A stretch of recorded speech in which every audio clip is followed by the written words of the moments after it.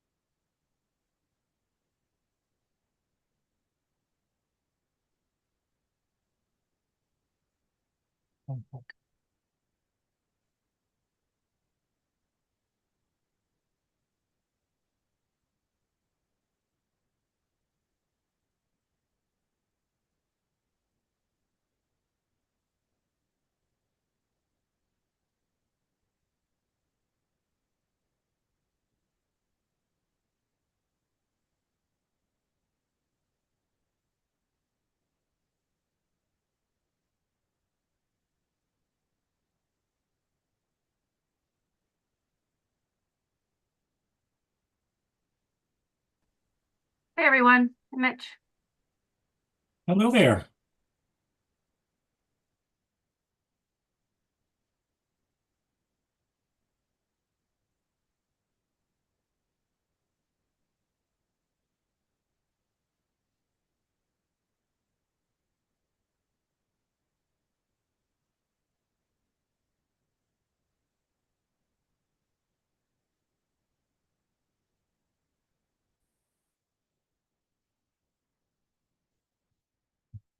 Hello and good morning.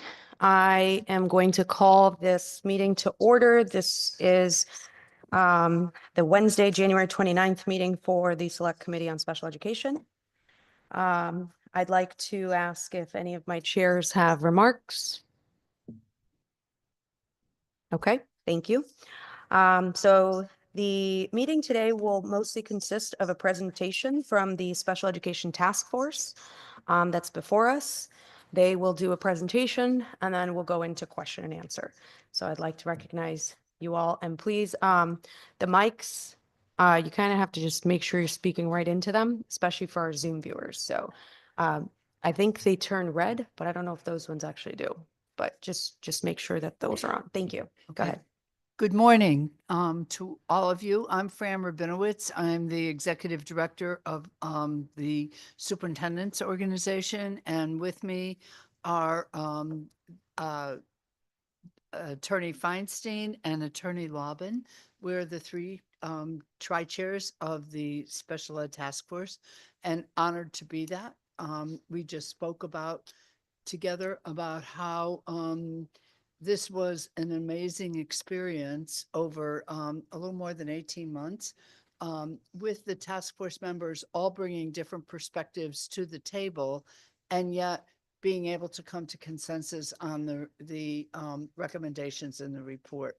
Excuse me. I'm sorry to interrupt, but can you pull the mic closer or speak a little sure. more into it? We really can't hear you on Zoom. Okay, I'm sorry. That's so much better. Thank you, Fran. Okay, sorry about that. And many of the members of the task force are here behind us today. And I have great respect for the fact that they gave up so much of their time over that 18 months, 2 to 3 hours a month in meetings, but several more hours meeting in subcommittees, et cetera. So as we told you at the press conference yesterday, we had 3 subcommittees within the task force. By the way, this was a legislative task force, as you know, so we were named to it. There are 3 subcommittees. We had finance, which was headed by Patrice McCarthy. We had eligibility that was chaired by Amy Turner, and Alicia Bauman chaired services. What I would like to do today is, the 3 of us would like to be as short as possible so that we can answer all of your questions. So we don't want to continue on. We just want to be able to answer your questions. There were 4 areas that were huge areas for us to really focus in on. Number 1 is the severe staff shortages. Number 2, the lack of resources. Number 3, the lack of equity across the state. And 4, the failure to close the achievement gap. That is incredibly important to recognize, that the achievement gap in special ed is very, very significant. We don't talk about it a lot, but it is very significant. Also, the lack of equity across the state. I mean, we see that everywhere, don't we? But we definitely see it in the provision of special ed services. as well. So with that said, I'm going to turn it over to my esteemed colleague, Andy, and he will speak to the finance recommendations. We're going to be very brief here so we can answer your questions. Obviously, finance is the biggest issue. And the number one takeaway is that special ed in Connecticut is severely underfinanced now. It's severely short on resources. We have making the proposal that the ECS formula be amended to include a 50% weight based on the number of special ed students in the district, which we're told would add about 160 million in the next year to the budget. We also looked at the issue of whether money should be specifically targeted to special education or whether it ought to go in the general ECS grant. The reality is that special education is an entitlement, that districts don't have a lot of flexibility on spending less. They do have flexibility to spend more. And so really it makes a lot more sense to have the money go as a lump sum to the school or to the municipality and then to the school district to provide services, rather than targeted specifically to special ed. There's a concern that if we set something as a floor, it would soon become a ceiling. Obviously, districts vary a great deal on how much they depend on state funds as opposed to how much they depend on local funds. So that the recommendation is for a substantial increase in ECS funding, which would account for the staff shortages and dealing with the funding shortage on special ed. One particular issue, the one area where there's money that is specifically special ed is excess cost. I defer to my colleague Michelle Lobbin on that issue. So just briefly, good morning, and thank you for having us here this morning. On the excess cost issue, we had a great education in school finance from our colleagues on the task force, particularly Lisa Hammersley, who quickly educated us that there is no money for special education other than the excess cost grant in the way school finance works in Connecticut right now. So in order to preserve there being money that is specifically allocated to special education, we recommended that you remove the cap on excess cost reimbursement to allow for reimbursement of all excess costs above the 4.5 per pupil expenditure threshold. That would allow school districts to budget more accurately and receive full reimbursement for true excess costs over and above that 4.5 times the per pupil expenditure. And we also recommended that you drop the threshold to 3 times per pupil expenditure for reimbursement of extraordinary special education costs for students in in-district programs. And this goes directly to the desire to have more students educated both robustly and also efficiently in school districts. So increasing the number of students who can be educated in the least restrictive environment, which, as you may know, is a mandate of the IDEA. And it's also just good policy. So it provides students with greater opportunities to interact with typical peers and to have access to all the robust curricular offerings of the school district by not being pulled out and placed in a special school.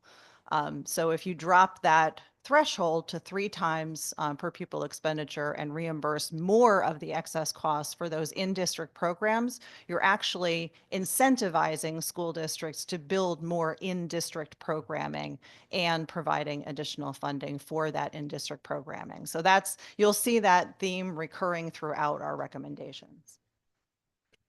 There's been a lot of attention to the sharply increased costs of private placements over the last 2 years. It appears that most of that increase, most of the costs of a private school is personnel. And in order to take in students, these private schools need to be fully staffed. And so they've bid up the price of staff in order to be fully staffed. That's resulted in higher costs being passed on to districts. It's also resulted in increasing the shortage of staff in the public schools, which don't have the flexibility to raise pay. That's an issue we have to deal with. But we saw, I mean, there may well be price gouging out there, but we saw no indication of that. What we saw is an indication that private schools are staffing up to meet the demand. Clearly, the task force is committed to the idea that as many kids should be educated in district as possible. But there are going to be kids who need to be outplaced and continue to be outplaced. And we also looked briefly, and the Department of Education is looking more closely at rate setting procedures that exist in a number of states. It occurs to us that the cost of a rate setting system is fairly elaborate. You need auditors, you need people to review. We have 88 approved private special ed programs in the state. You need them to review their books and make a determination about that. And so at least I would want to know that the cost of that is less than the savings we're going to make out of it. And I'm not sure initially that's the case. So what we recommended instead is that where a private program charges more in the second year, the same kid for the same services, more than the CPI adjusted leads them to, that the Department of Education should do a serious investigation as to why that is in that case, and perhaps act as a restraint. One other thing that I wanted to add to what Michelle said concerning in-district placements is when you have an in-district placement, you don't have the spectacular cost of transportation. And therefore, in-district programs should necessarily be a good deal less. Transportation is another area that we need to deal with. I've said enough. Let's move on to the next slide, or next two slides. Next one.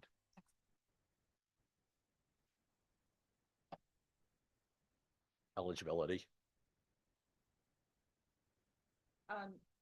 So with regard to eligibility, sorry.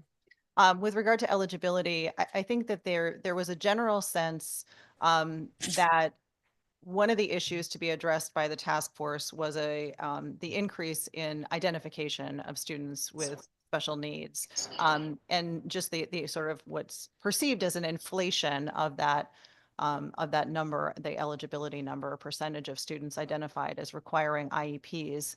And when the task force looked at this issue, we did not find sort of readily identifiable, places where there are too many students being identified as eligible for special education services. But there were a few places where we thought that some adjustments could be made. So there's a recommendation that you'll see to permit the use of the developmental delay classification until age 8. Right now, Connecticut law only permits the use of that label until the age of 6. And there's a sense that if we had more flexibility, the federal law permits the use of that category up until the age of 9, that we would be able to see more clearly how a student is developing before deciding what one of the other 13 IDEA categories of eligibility would be appropriate for that student. So more flexibility there we think would be better.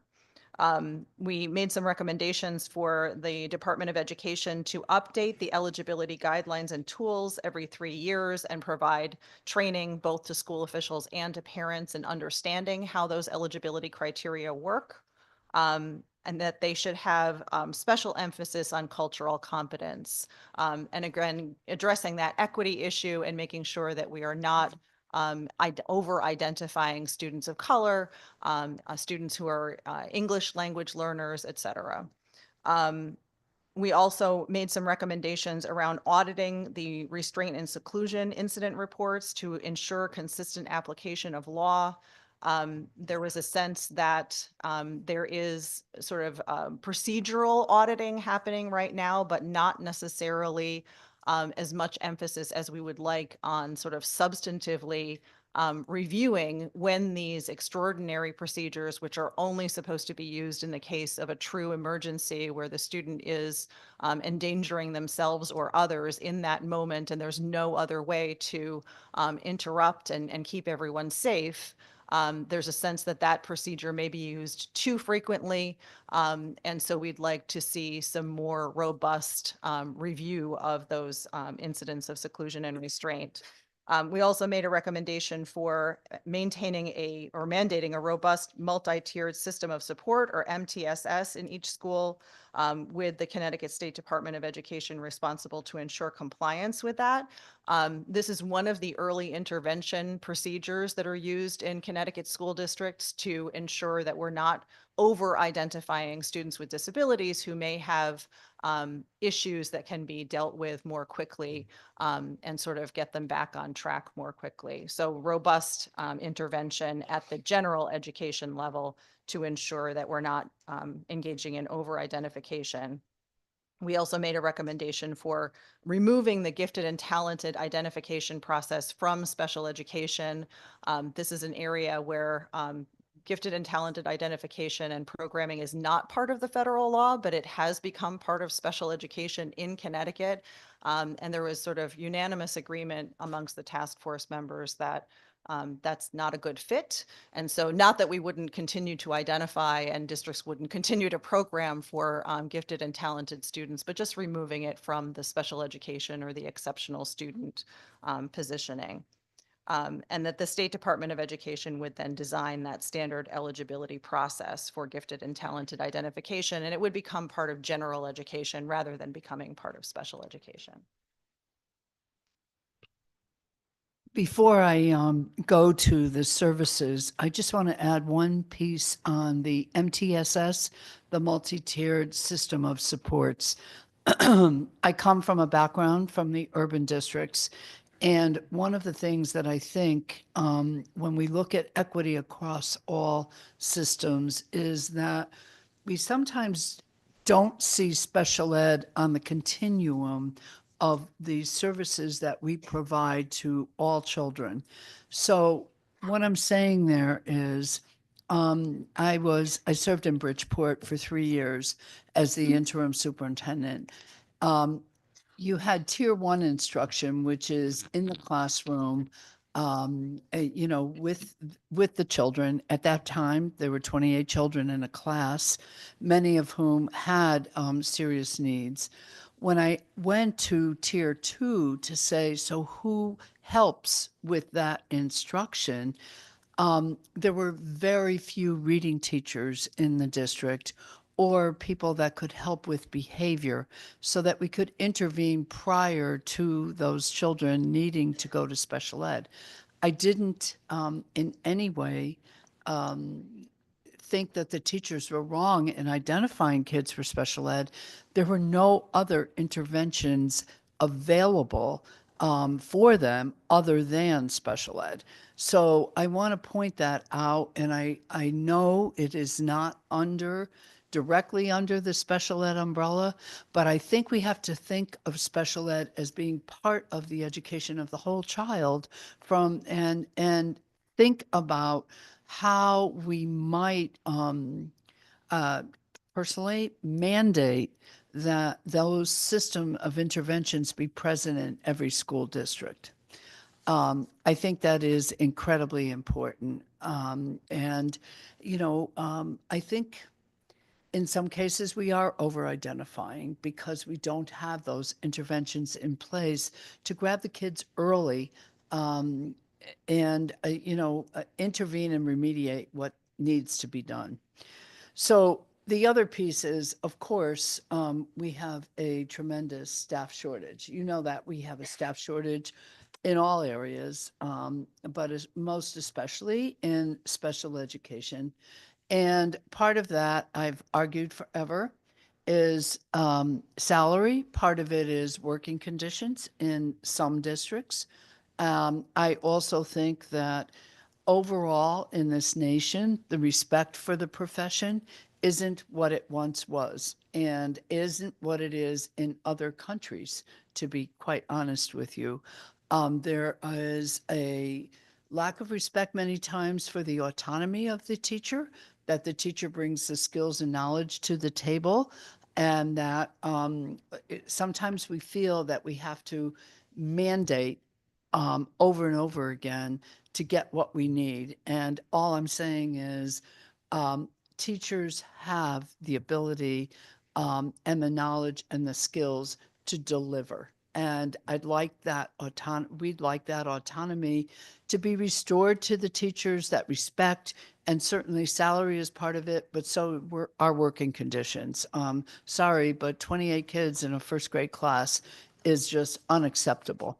And so we're thinking about that. We're thinking about upfront tuition for aspiring students who want to be teachers. We need to start early. We can start in high school. I'd like to see micro-credentialing in high school for those who want to enter the education field, as we can do for manufacturing and everything else. I don't think we've opened that up enough. I think we have to look at, certainly at our para-educators. They are germane to the education system in general, but certainly to special education. They need to make a living wage. And the special education teachers that came to our focus groups told us para-educators make or break them. I think we have to look at caseloads for special ed teachers now, especially with the shortages. I think teachers have told me, which I said at the press conference, I entered the field to teach children. I didn't enter the field to do written reports. And this is what is happening. The amount of paperwork that is required is overwhelming for the teachers. They want to be in front of the kids. They want to help those kids out. And I think, you know, as our certification council meets, I'm certainly hopeful that they will in ways streamline the education requirements without lowering standards. You can do that, you know, but you can, you know, keep your high standards, but look at what the courses are that all teachers need, especially special ed teachers. And, you know, I think also the looking at it and giving them the training that they need. For example, special ed teachers right now, if I'm not mistaken, have only a requirement for one reading course. That's not enough. We need more reading courses, but in order to do that, we have to drop another requirement that is facing them today. And finally, I would ask that we look at easier ways to cross-certify teachers. Having been in Bridgeport, I know that there are teachers that are elementary and high school teachers that are willing to become cross-certified in special ed. We paid for it as a district, and we had CREC did an amazing program for us in cross-certifying them very quickly. And they then agreed. I got 7 teachers in 1 year that I didn't have the previous year. So I think that's something that we can look at. And everything, I know that we're asking for a lot of funding from the task force, but everything isn't about funding. It's also about process and how we attack this. It can be a process thing as well. So thank you. We're delighted to answer your questions and engage in the discussion about all these issues. Okay. Well, first, just for myself. Yeah. Okay. I just want to say thank you for presenting for us. I mean, the work that has gone into this is not light. And I do want to thank the members of the task force that are also here. I know you mentioned several members that are here in the room, so I did want to thank them as well. I think in terms of the questions, if it's easier, it might be easier to go section by section to stay kind of on the start with, I think we started with funding. If folks have questions and then go into those, or if people want to ask all their questions at once, that's fine too. But that's just my recommendation in terms of trying to make the conversation easier. But I will recognize Senator Kissel first for questions. Thank you. Thank you, Chairman Khan. And God bless you to whoever sneezed over there. And I apologize because my sort of sole question is sort of at the tail end of the presentation. Okay, so first of all, I want to join the chairs and other folks on this committee and just thank you for your tireless efforts on this. And I have to read and reread your report because you guys have just a wealth of expertise that you've gleaned from your hard work. And a lot of the suppositions you sort of underlined, some of them were accurate and some of them are not. For the area, there's so many questions I could ask, but when it comes to personnel, what I'm finding in some of the communities in my district is that in many of my school districts, they just can't find the people. You just talked about that, personnel. Here in the building, there seems to be a friction I've seen develop over the years. And I've been lucky enough to be in my 17th term, so I've been around here for over 30 years. We want to have excellence with our staffing, right? And so we have, not only do we have a sort of a base requirement of a bachelor's degree, but other requirements for folks that are in education. And my original degree, I went to UConn, was in education. So I did that whole thing. I was certified, secondary, social studies and English, had to have, you know, a teacher guiding me for both of that when I was doing my student teaching. It's a lot. And you only get provisionally certified down the road. And then there's a bunch of stuff after you graduate if you want to continue in that career. With the paras that I have found that are so critical, especially with special education, I have towns that have, one of my towns has 12 vacancies and they can't fill it. And I look around and people are struggling to get jobs, and yet here are 12 jobs in an area where people can really make a difference, and the town can't get applications. Now, my ex-wife, and I hate to drag her into this, but she has an associate's degree. She works at a pre-K up to like, you know, school age with children. She raised our two sons with myself, and she does a great job. And I said, "Hun, we're divorced." And I said, "I just saw that the town is looking for 12 different positions. You'd be perfect for that." She goes, "It's not even worth applying because I have an associate's." And when people are struggling to put a roof over their head and food on the table, they cannot afford to go and get 2 more years just to get the bachelor's degree, just to apply for a job that, as you indicated, doesn't even pay a living wage. So I have people out there that I think would be really good to fill the para's role. So I'm taking a long course to get to my fundamental question. Are we at a point where we can find a methodology to allow someone with an associate's degree to at least be a para? Because I'd rather have classrooms with a teacher and a para than no paras at all. And in some areas of our education system, we have reached out to the private sector and figured out a way that if you did a great job, like in a manufacturing capacity as a business person, we're going to shave off some of the requirements or caress them so that you can get in and be a teacher. Because we've over the years said we need people in this area and that area. So are we at a point where we can maybe change the requirements without lowering the quality to get more paras? I just want to add that my colleagues behind us on the task force who are who are more familiar with the requirements than I am are saying that you actually can be a paraprofessional with an associate's degree. It's 60 credits. 60 credits or the parapro assessment. So I think but we were asked to look at that question specifically around what are the requirements for paraprofessionals, and do we need to look at the exam that is being administered and whether or not it really suits the requirements of every paraprofessional position. And whether or not that should be adjusted. And we recommended that the State Department of Education make some adjustments where that's possible. And I know Fran would like to speak to that issue also. Yes, I would also say, yes, they can have an associate's or the parapro.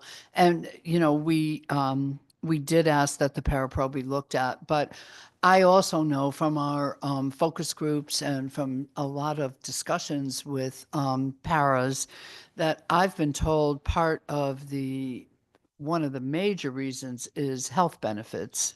That the school districts will many times not provide the health benefits. And I know Sean Scanlon's office, the state has done some work in that area. I think it was 5 million the first year and an additional 5 million last year to start to provide those health benefits. And I think we need to continue and grow that. And many times, I know from my experience, we hired paras, but we hired them for fewer hours because we didn't have the money to pay the health benefits that were necessary after a certain amount of hours.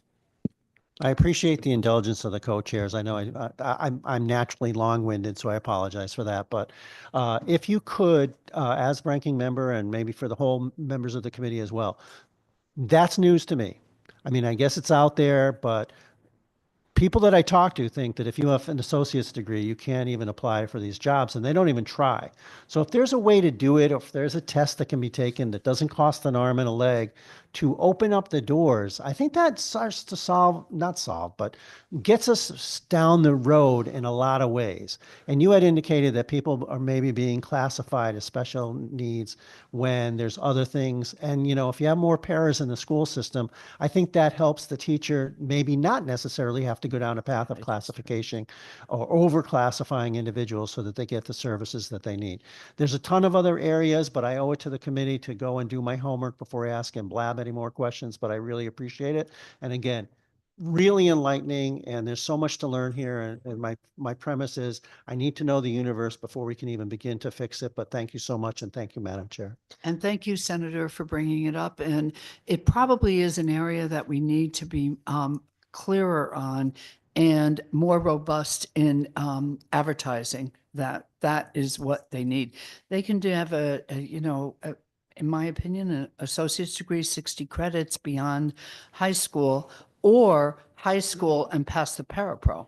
And they can come in, and we need them terribly. And when I talked about that intervention, that's exactly what I was thinking about, the tutoring, et cetera. Thank you. I just Thank want to you. add that one other thing we looked at, paraeducators perform a variety of different roles, and different paraeducators perform different roles.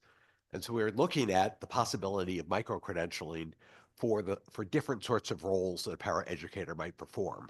Well, that's one issue. And a second issue is the State Department of Education has had a pretty robust program of allowing paraeducators to become certified special ed teachers. And there's some terrific paraeducators that have taken advantage of that program. While that deals with the teacher shortage, it actually makes the paraeducator shortage worse. And so we have to be focusing on both ends of that equation. Okay, before I go to the next question, I know my co-chair has a comment on this topic, so. Thank you. Yes, I just want to also add my appreciation for the amount of work that has gone into this and this really very thoughtful report and recommendations. And we've already met with a number of groups and across sectors. It seems like there's a lot of consensus around the report. So I should also say congratulations on writing something that so many people seem to be so happy with as well, and such an important topic. So thank you for the thought and the work that has gone into it. And we'll take very seriously all of your recommendations. And I just want to just note on the point of paraprofessionals, my mom is a para, so I understand some of these issues that you're talking about. And I appreciate that you highlight that one of the key areas is to have a living wage. because it becomes very difficult, especially the health benefits, but then in addition to that, the living wage. And I just wanted to note that. And thank all of the paraprofessionals and all of our teachers for all of the hard work they're doing. So we're here looking out for them and the students as we're thinking about this topic. Thanks. Thank you. Representative Wieland. Thank you, Madam Chair, and thank you to the task force and everyone involved for their work. I had a couple of questions. I probably have more questions than I can ask right now, but thinking about the funding aspects, when I've had conversations with different districts, they have expressed concerns to me and other people about any extra money going direct for special education going directly into ECS, because ECS goes to the towns. And especially if it's a regional school district, I have one of those in my legislative district. And excess cost is one of the few funding things that comes directly to them that can be used by them. So was that part of the conversation at all I mean, they appreciate the idea of an extra weight, but they're worried if that becomes the majority or a large amount of funding that goes directly to the towns, that they are then deciding. It depends on the relationship that you have within the municipality. I mean, that's the, Right. so. Yeah. And I'll start, and I know that Andy and Fran will want to add to this answer, but firstly, we thought it was, I think as a whole, the task force thought it was very important to maintain the excess cost reimbursement because it is the only area in which, and this is unusual, I think, Connecticut only funds special education through the excess cost grant. So to eliminate that, or to, from our perspective, from school district's perspective, to put everything into ECS seems like a step backwards, right? Some maintenance of funding that is specific to special education, we believe needs to be maintained. As to whether or not it goes directly to the school district, I think the statute is very complex, and it has some language in it right now that basically says that if the amounts were budgeted, then the excess cost grant is maintained at the municipality. If there are unbudgeted expenses, then that portion which was unbudgeted goes back to the school district. And so that complexity and that ambiguity, to some extent, enables there to be a discussion in municipalities, and depending, as you said, on the relationship between the municipality and the school district, in some cases, municipalities will allow the entire excess cost grant to go back to the school district to fund special education, but not all the time. And it does produce sometimes a conflict between the town and the school district as to what's happening with that excess cost grant. Even with that complexity, we would not want to see the excess cost grant go away. And that's why we have proposed some, what we think are improvements to the funding of special education through that excess cost grant system. You want to add to that? Thank you for that. I mean, it is very complex, and I think I'm going to have to really sort of work through that noodle through that process, just to make sure that we aren't inadvertently making it more difficult, to make sure, because I mean, I don't think I've ever heard of a school district that didn't have unexpected costs with special education. So, so the next question that I have is about the concept of creating a pilot program for in-district services. Some of my school districts have that. I know some don't. The concern that was brought was without like guaranteed continual funding, we would be taking, they would still get some money because they would, or save some money. Schools that wouldn't have to transport any students would save that money. But on the other hand, you know, they're saving 150,000 in transportation costs, but they're spending 500,000 on creating an entirely new system within their school district with continual staffing requirements. And so I was just, if you could elaborate if there are any conversations about that, the feelings behind it, because I know that I think it's great to have in-district services because it's better for the students, I feel, and for the families. But I think it's also something that we have to think about the logistics of. Yeah, we recommend programs be in district rather than out district for educational and social reasons, first and foremost, and only secondarily for economic reasons, although there's an economic part of it. Um, and the grant program has two parts. One is that a bonding provision that would allow for building the facilities that may be needed, and the second part is the grant money. We discussed offline. We discussed yesterday the idea of making that money no year money, so it doesn't have to be spent or lost if it's not funded in the first year, and that would be something that this committee could consider. Thank you. And if you can indulge me, thank you for one last one. In the recommendations of looking at the costs for private or RESC provided outplacement services, was there any attention paid to something, and this is something I just found out about today. There seems to be some of these providers are now charging sort of a la carte services, things that used to be provided as under the whole umbrella of providing special education services for a student.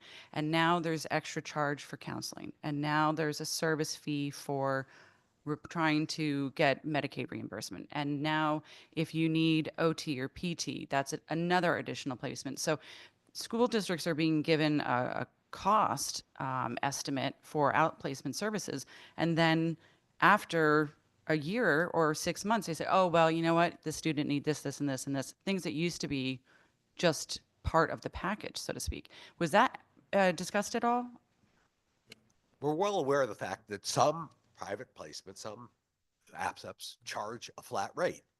Others charge based on the service. Now, each student comes with an IEP, and it may include speech hours, it may include counseling hours, and that is legitimately an extra charge. But it is the IEP that's developed by the school district which guides what the services provided are.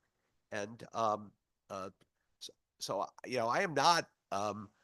I'm not particularly in favor of a flat rate. That sort of has one student cross-subsidizing another student for the services that other student needs. We did recommend that the Department of Education collate all the fees and make those available to school districts so that we know that each district's being charged the same amount by the same provider for the same services. But that could be a flat rate, a flat tuition rate, or it could be a base tuition rate plus how much each hour of speech costs and how much each hour of physical therapy costs. Well, I would assume, though, that when a student is placed, then the IEP is present when they're given the initial estimate. So if that information is available in the initial estimate, then that should be what the cost is to the school district. I mean, we have to make sure that we're providing the services for students to get the care and support and education that they need. But we also have to be responsible to our school districts in order to provide them a reasonable amount of predictability. So I think this is something that we're going to have to discuss and If I look could forward. just Yeah. add something to Thank you. Andy's, I mean, this is something, you've raised an important issue from a school district perspective. This does sort of drive school districts crazy because they believe that there should be sort of a, one size fits all in terms of tuition most of the time. On the task force, we had representatives who represented the private schools as well. And so there was a robust discussion about I'm this sure. issue. And I think that to where we landed on this, I think, is that most of the costs that increases that we're seeing are as a result of the same fiscal pressures that we're describing across the board, right? In increased staffing cost, increased healthcare costs, all of those things ultimately are passed on to the consumer. And in this case, the private school is providing the services and the school district is the consumer. And private schools have the ability to be a bit more nimble in terms of the salaries that they're offering. And so their costs are increasing in order to hire staff, to create more spaces for students to attend. And that increases the flow of students into those private school placements. And I think this is why ultimately we didn't recommend, for example, that we create a whole new rate setting agency in Connecticut, but we did recommend that if there is an unexpected increase in costs of tuition, that would be reviewed by the State Department of Education.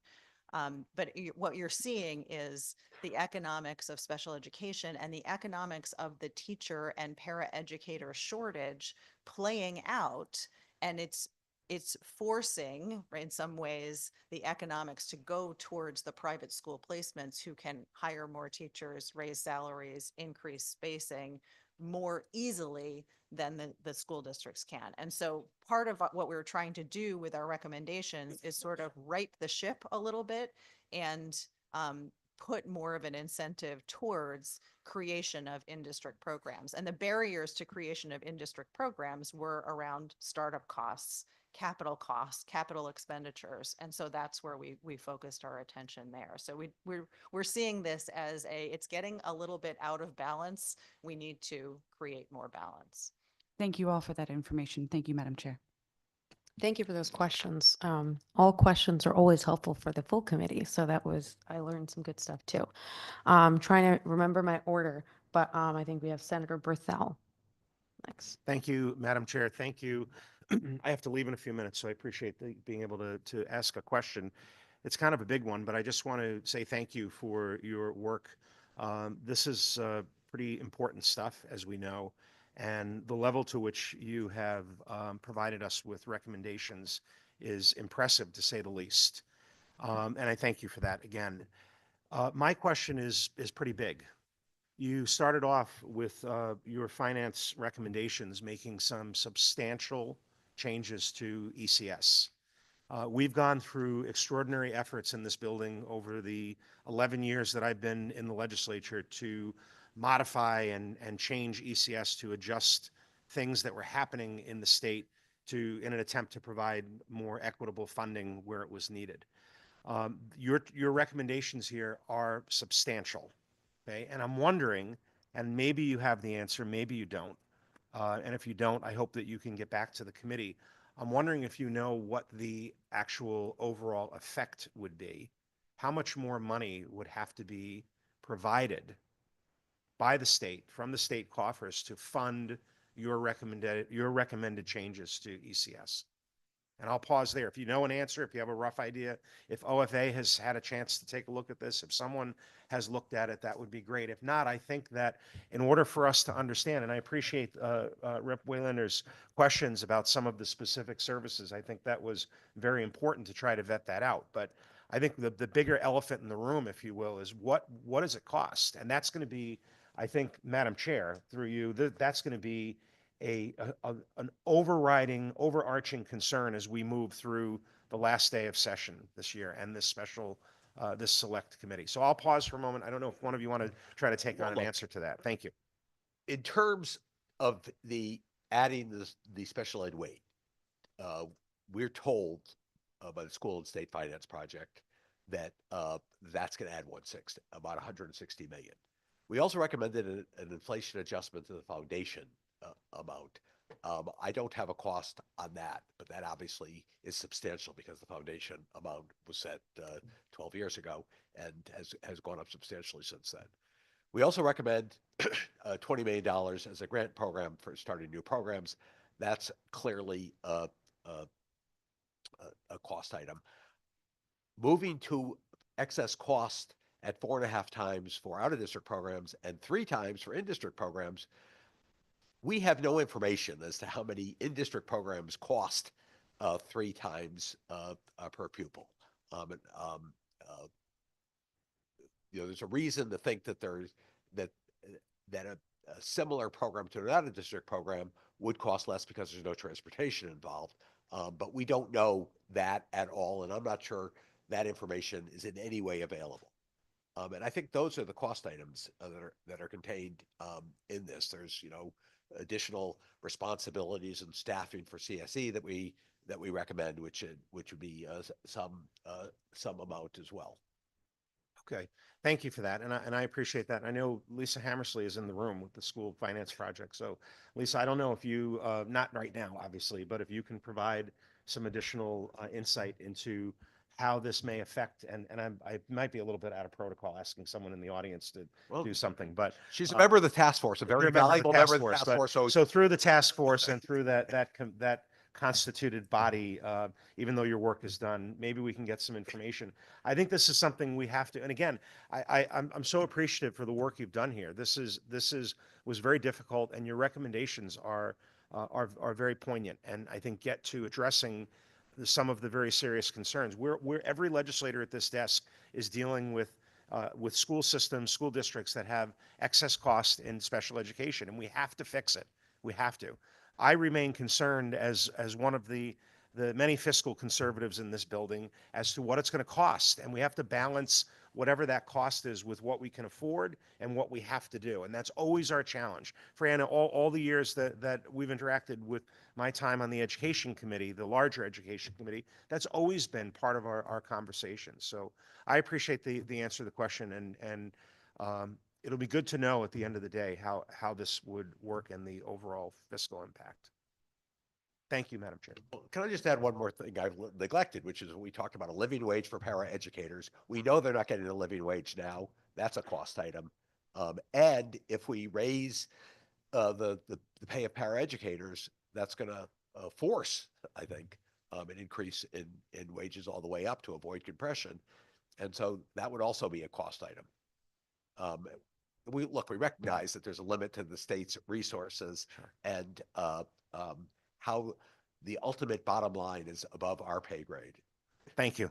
Thank you, Madam Chair. Thank you. Representative Corpus. Thank you to the task force for your report. I thought it was exceptionally well written, both the final report and the June 3rd report, which was excellent background on this topic. So thank you to everyone who contributed. In the task force report on I can just read it to you. On page 2, it makes an observation that the achievement gap for students with disabilities versus students without is not closing. So I too am a fiscal conservative. But I do believe that education and special education are a place where we should fund robustly. But I have a question as to whether you explored at all in your work, whether the methods that we're employing, what are the outcomes for these children? Is Connecticut effective? Are we producing the best outcomes for kids age 22 and above to lead a productive, happy, and healthy life? And are our dollars being used to the highest end possible? My answer is that's the best question that's been asked, that can be asked. Look, there's some best practices in how you do education. There's some scientifically validated methods that are not universally employed. Each district decides its own curriculum. This is an individualized program, so individual students need different things and learn in different ways.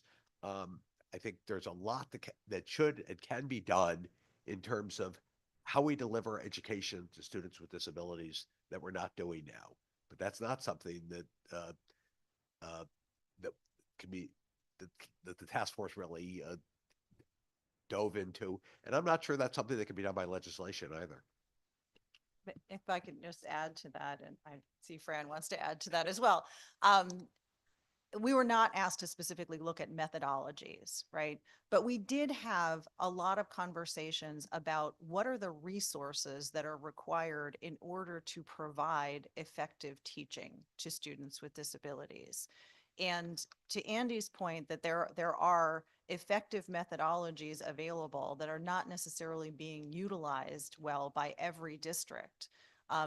These are things that, and we discussed this, they're not necessarily being taught to educators pre-service. And so they have to be part of professional development that is provided to special education teachers and staff along the way. That costs money, right? So everything comes back to, do we have the resources necessary to provide the training that we need? Or do we have the resources necessary to recruit teachers who are already trained to implement these methodologies? And the answer to that question is not always yes. And so when we were asked, well, what can the legislature do about this? For us, it kept coming back to provide us with the resources that we need, and we will train the teachers to utilize the methodologies that are more effective for students with disabilities. And I just want to add that I don't think we talk enough about that achievement gap, is what I'm saying. We talk a lot about achievement gaps, but we don't talk about the one that exists in special ed. And I just want to be sure that we have the same standards for the students in special ed as we have for all kids. And that, by that I mean, I know that perhaps every special ed student can't be at grade level, but the purpose of special ed is to remediate, to bring the students to standard. And I think we have to remember that. And I think we have to look at the progress that our students are making. And to Michelle's point, the resources are needed. I go back again to MTSS. If children are taught to read before first grade, and they're reading at the end of first grade and reading well at the end of third grade, I think we would avoid a whole lot. And I think looking at best practices, best methodologies in that area, and making sure our teachers are trained for that is incredibly important. I also think the whole piece on behavior is important. And I do think we have to keep in mind that special ed is in the continuum for every child. And it doesn't mean if you're in special ed, you don't have to achieve. And I just worry sometimes that we are not keeping and no one's fault, but we're not keeping the same standards for all of our children. I meant, I understand that thank you, that's very helpful. I understand that it's a complicated thing to measure, methodologies, et cetera, but I would be interested if such a thing exists in seeing what does Connecticut spend per student on special education? And of the metrics that are available to measure outcomes for special education, how do we stack up? Are we number one on costs among the 50 states? And a low number on achievement? Are we the opposite? If there's a way to standardize our outcomes and figure out if our investment dollars are paying off in terms of a fruitful outcome for these kids, that would be beneficial. The second question I had is, in the excess costs, and this is my last question, in the excess costs, it is probably true, and I'm sure it's true, that the normal inflationary pressures are causing the costs to go up.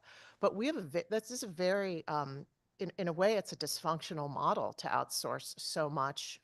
If the kids need it, it should be done. But in a way, it's dysfunctional because you have a guaranteed placement. It's guaranteed by law, and you have a guaranteed funding. So you have a guaranteed supply and a guaranteed ability to pay the costs. And to the sky, that tree could grow to the sky. So do any other states have that? Do any other states have an outsourced excess cost model like ours in which the funding is guaranteed, but the price, but sort of the supply side can do whatever it wants? I think it's unique. No, I think there are two questions there. One is the model by which private schools are funded in the state. Connecticut has this model where they're private schools and they charge whatever they charge, and then there's excess cost if it costs a lot. There are other states where the private schools become contractors of the state government. New York has that model. I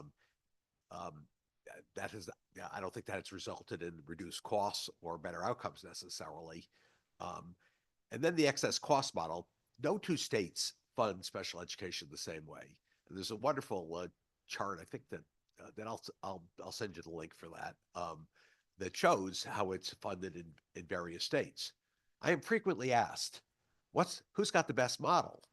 And the answer is, what does best mean in that context? I don't, the state that has the best model has the most ample resources. That's where people are the happiest with how it works. What we have is a system of scarce resources and a distribution system that works through ECS and through excess cost. I don't know that it's necessarily the right model or the wrong model. We wouldn't have a lot of these complaints if excess costs were fully funded. Thank you. Okay, thank you. Representative Johnson, I believe you're next. Thank you, Madam Chair, and thank you for this wonderful presentation. Very interesting. I do have some questions. When we talk about making sure that the services are provided by the district, I think one of the things that we did historically was we had the RESCs, the Regional Educational Systems, and they were, of course, private nonprofits. And now in my district, they're outside the reach of our ability to afford them. So when you take a look at how we're able to manage outside work, I'm wondering the idea of, for example, with the magnet schools, those people have to travel. They go for education in different areas, different spheres. And the magnet school system, did you think about analyzing local special education with a magnet school public model? Well, I think we agree that we ought to encourage districts to work together to produce programs. If there are impediments to do that, we ought to talk about removing those impediments. There are programs that exist now where in districts where they bring in kids from other districts. It's got the issue of transportation. It's got the issue about being with your neighborhood peers. But we ought to move in that direction. Now the RESCs do provide private programs the same way that these private special ed schools do, and they've got the same cost factors. And in your area, Representative Johnson, we have East Con, who sent out that letter unilaterally placing a 15% increase in the middle of the school year. Now that's really hard for a district to deal with. But I think we have to take a look at the RESCs and the RESC provision of services in the same way that we look at the private providers of services. What's driving their costs and what can be done about that? Well, it's been a problem. I mean, originally I remember when they first came into existence, and this was a great opportunity to be able to address special needs regionally. And because of the cost now, out where we are, it's not amenable to our being able to afford this. The other thing is, I take a look at the idea of making sure there's no outplacement, and I'm wondering, when you were studying this, did you take into consideration the new litigation that was put forward by attorney Sarah Egan, who said that some of the outplacements were insufficient and were actually people who were placed in them or in minorities, primarily from minority populations? There is no oversight of these private programs now. The State Department of Education approves them, but doesn't regularly monitor what services they provide. Local districts don't, sometimes try, but don't have the staff to go out and visit these programs and really see what they're providing. And we do have a series of private equity firms buying up some schools in the state, which has been a matter of great concern to some of us. We need better oversight of these private programs. The amount of money we're spending on them, we ought to be really watching what they do and making sure that the services they're providing are what they promise to provide and are of high quality. Do you have a copy of the the tax system that allows the private equity firms to invest in the charter schools, and the impact of the fact that it's costing the local municipalities and the state funding to address this. I have a copy of that I could provide you with. Appreciate that. I do note that that there is proposal to deal out of the governor's office with private equity buying up healthcare facilities. And we ought to look at what provisions of that ought to also be applicable to private special ed schools. Certainly. And just to follow up, what do you mean by over-identification of special needs students? Could you give me a description of a few possibilities? Sure.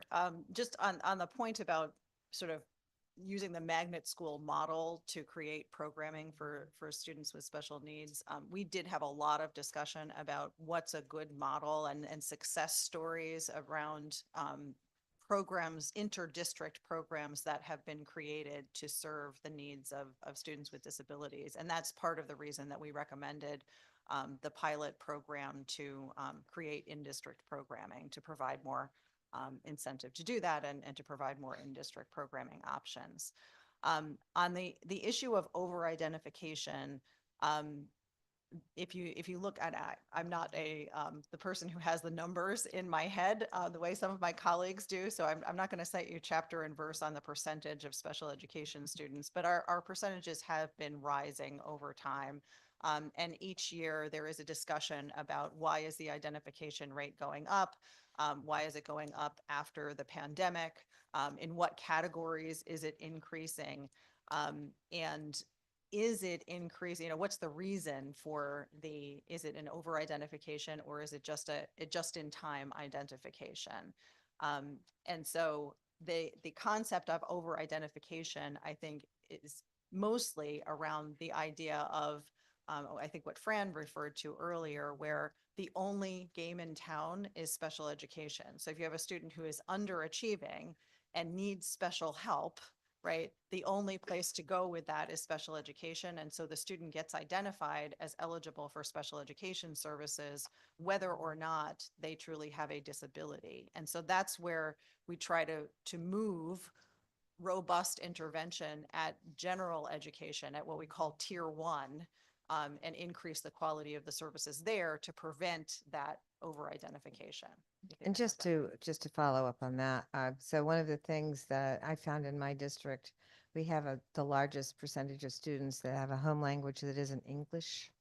And so I had a friend who's a neuropsychologist, and I said, well, what's going on with that? And he said, well, what happens is when people have dual languages, they process in both languages when they when you ask them a question, the question's processed in both languages. And so what happens is it takes them longer to do these timed tests. Now, I think some places they may have an accommodation for that and others don't. And so I think that we need to take a look at the fact that they don't really have a learning disability and that they may be over-identified, but nevertheless, they have a learning difference. And in that circumstance, I think we need to try and figure out an accommodation. Now, I've talked to UConn about this, and I haven't gotten very far.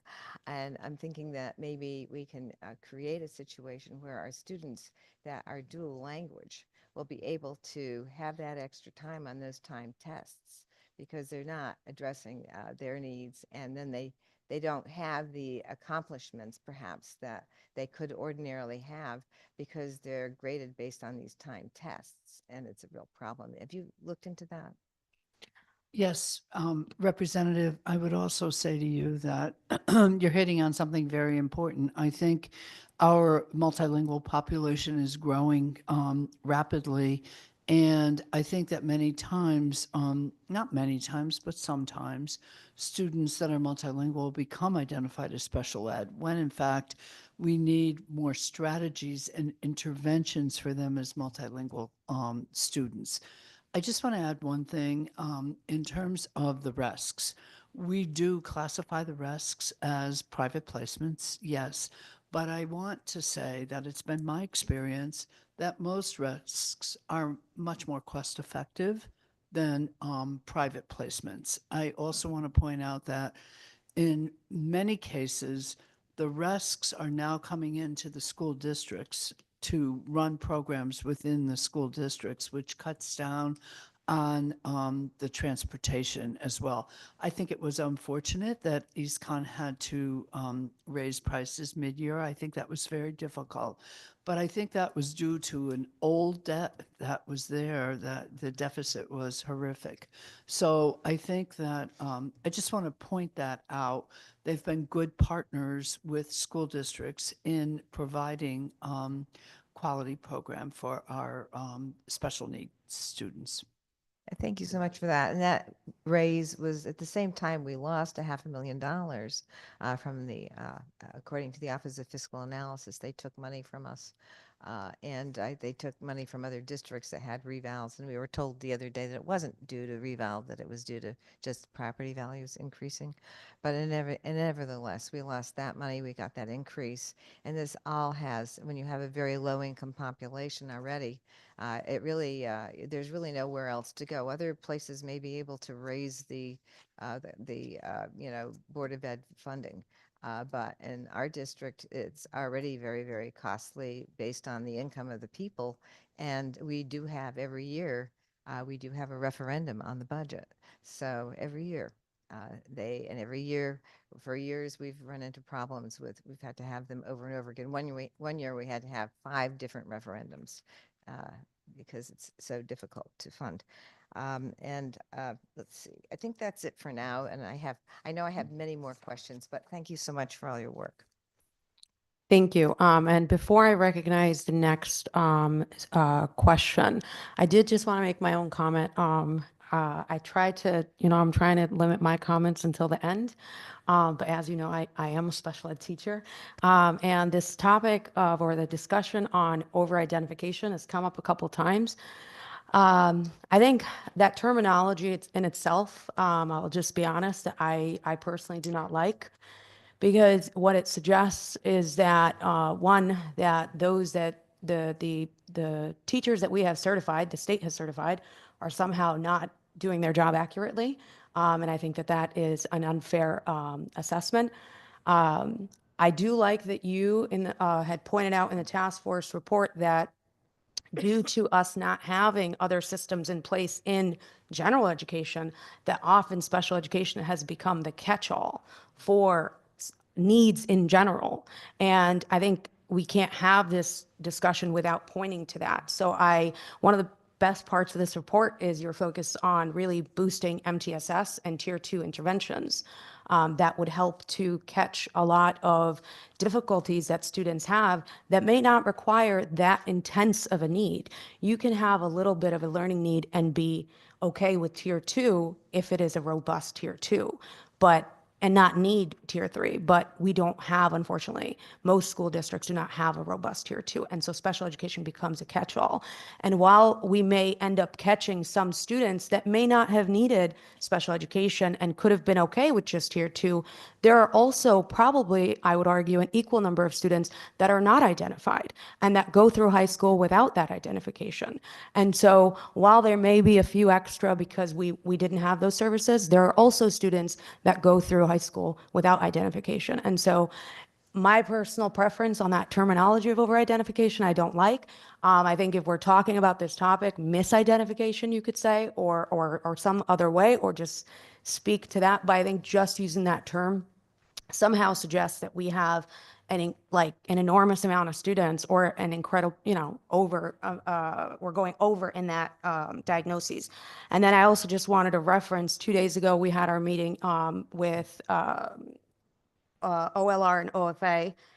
And that showed that while we did have an increase in about 4% in our identification in over 10-year span from 2014 to 2024, that was about equivalent to the national trend, about a 4% increase in identification. Not that's something that I just think it's important to just remember that it's not something crazy is not having an identification in Connecticut. I don't want to suggest that. I think that education in general in our country is unfortunately not an area that people are putting money before we have issues. Often we put money after we have issues. And so I think a lot of that is due to just issues in general in education that we don't catch and then end up becoming a special education issue. So I just wanted to point that out before we go further into that conversation of over-identification or identification in general. The next speaker was Representative Nuccio, and she's online. Thank you.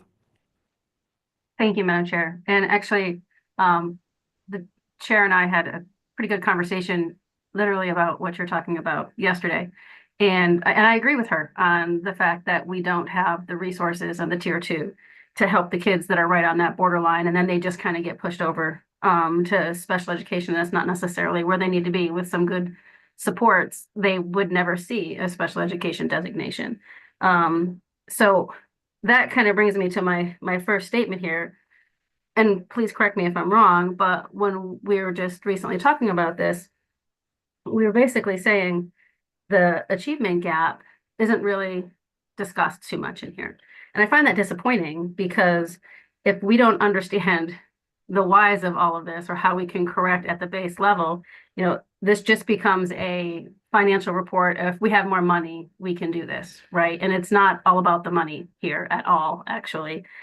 It really comes down to, are we doing special education the best way for our kids and using our money the best way to be able to influence these outcomes and close that achievement gap. So I'm a little disappointed that there isn't more focus on what are we doing, how are we doing it, is it the best way, is it not, where can we correct those processes to get better outcomes.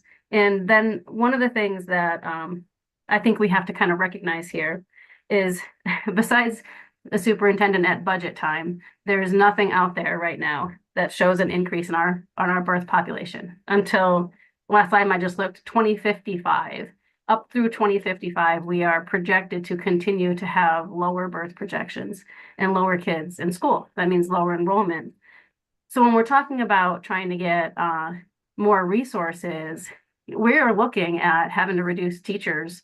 I know one of my towns in the last 15 years has gone from over 3,000 students to just over 2,000 students. And while you make adjustments here and there, this is going to be a continual downturn in the amount of kids that we're educating. So this cross certification, I think, is very key to find a way to keep resources, but have them being able to focus on, again, improving the educational outcomes and possibly retraining them to be able to handle that tier 2 level support. One of the things that we talked about in this here, and I don't want to get into, I don't know about anybody else, but I have referendums in most of my towns. And the battle that ensues between the quote unquote town and Board of Ed every year it's insane. You know, it's crazy. The amount of vitriol that comes from these budget conversations. And part of that is transparency, right? We talked about a little bit about, you guys have recommended, you know, the ECS not go to the town, it goes to the school, and in excess cost and all of that. It just continues to create that them versus us thing. And I hate it, and I'm not going to contribute to it here. I don't think we should be talking about, you know, which goes to the Board of Ed and which goes to the town, because it's all most of education is funded by the local taxpayers, and it's all their dollars. So I think we need to look at this a little differently. I really don't think I have a problem at all with the weighting of special education in the ECS. And the reason that I am behind that is specifically because the information that has been provided has shown here it's at least twice as much to educate a child with special needs than a child without them, right? So when you have 4 or 5 kids, this is what the chair and I were talking about yesterday, when you have a couple of kids move into the district or be designated special needs, and you have to pay that money for that piece of that education, and you go through a referendum and your town says, no, I'm sorry, we're not increasing your budget by 12% because I can't afford to live right now and I can't afford to increase my taxes by 12%. The state's portion of that funding that ECS piece of it is to offset the cost of education. It's supposedly the state's portion, which I think is shabby, right? If you think about how much money it costs to educate a child, what the towns, especially the towns out in my area, what we're getting, and we have a $42 million Board of Ed budget, and we get $9 million from the state of Connecticut, right? Please show me a town where you can even halfway educate a kid, a school system for $9 million that has 2,400 kids. You can't. So when we talk about the weighting of ECS, that money has to go to the town. It has to go to offset the cost, because when you have higher special ed costs, you're taking away programming when the town says they're not going to go up in their budget that high from regular ed. So it has to be a modulator to reduce the tax burden on the individuals. But the excess cost has to be for funding those excess special education costs. And I think that's another place that you mentioned here, and I would actually push you a little further. I think the 4.5 is ridiculous. It's far too high. I have one town, small town, with 400 students. It's $26,000 to educate a child in that town. Their budget went up $600,000 to $700,000 last year because they had some kids designated as special needs that needed outplacements. Their town voted down their budget because it was too high of an increase. 4.5% means the first $112,000 of that child's education falls back on a town with 14% poverty and a high 30-something mill rate already. So the fact that the state doesn't even chip in until 4.5% needs to be evaluated. And you need to look at the small towns in comparison. One town, it's 45,000. Another town, it's 112,000. How is that equitable? I would really love for somebody to explain to me how that is equitable. So looking at the excess cost, that money should be going to the schools to offset the cost of education. But I would also counter that and say that it has to be transparently shown in the budget so people understand it. And it has to be accurately reflected. If it's $1 million and we're getting $800,000 in excess cost grant, then the town cost is $200,000. And we need to be able to hold superintendents and Board of Eds to showing that and being transparent. We have to look at this holistically, and we have to look at how we're going to fund this in a way where the state of Connecticut has some skin in the game, right? Because we can say, oh, it's $200 million that we're paying for excess cost, but what's the actual cost of those students being educated? And is the state paying a fair share? I don't know that they are. I don't know that I've seen enough information saying that they have and they haven't. But on the flip side, I also don't know that we've gotten enough transparency from the Board of Eds and superintendents to show us how that money is being spent and what's happening with it. And I don't think that, they should be able to just have money and do whatever they want with it and nobody can ask a question or you're anti-Board of Ed. But my second question that I really want to understand more is the role of a para in the school system. I'm not that old, but I don't think we didn't have paras when I was growing up. When my kids were growing up, my kids are now 30 to 25. There were very few paras in the school system. They were a lot of them were specifically for kids with special needs. We talk about trying to kind of fast track it or, how do we get them in there and that? Wholly honestly, I don't understand everything that they do. I don't understand what kind of requirements we put on them, whether or not they're reasonable. How big of a role do they have to play in the education of a child? And do we want to bring down those requirements or bring them up? I think we need to have a non-emotional, like just what exactly is the role? What kind of requirements do we think they're going to need? What is the benefit of them in the classroom? How does it help the teachers? How does that help with the tier 2 supports? We really have to start looking at this as the whole donut, right? It's circular. It's not just give us more money or pay the paras more, because then we have to pay the teachers more. Then the cost of the Board of Education budget goes up. Then my town's going to vote it down. Then we're taking away from regular ed. I'm sick of chasing the same tail. So I'm really hoping that we can be collaborative and look for a way to meet the needs of not only the special needs kids, but the regular needs kids, and do it in a way where the state of Connecticut has some skin in the game. So there's not really a question in there other than maybe, Madam Chair, we have an entire separate meeting to sit down, really talk about the roles of the people that are in here, do we feel like everybody is doing the right thing? And if it means that we have 169 districts doing different things, maybe that's part of the problem. Maybe we need to sit down and really think about what is the best model to close that achievement gap. It's the achievement gap has to be our main goal here, at least from my opinion. Thank you. Thank you. Representative Poulos.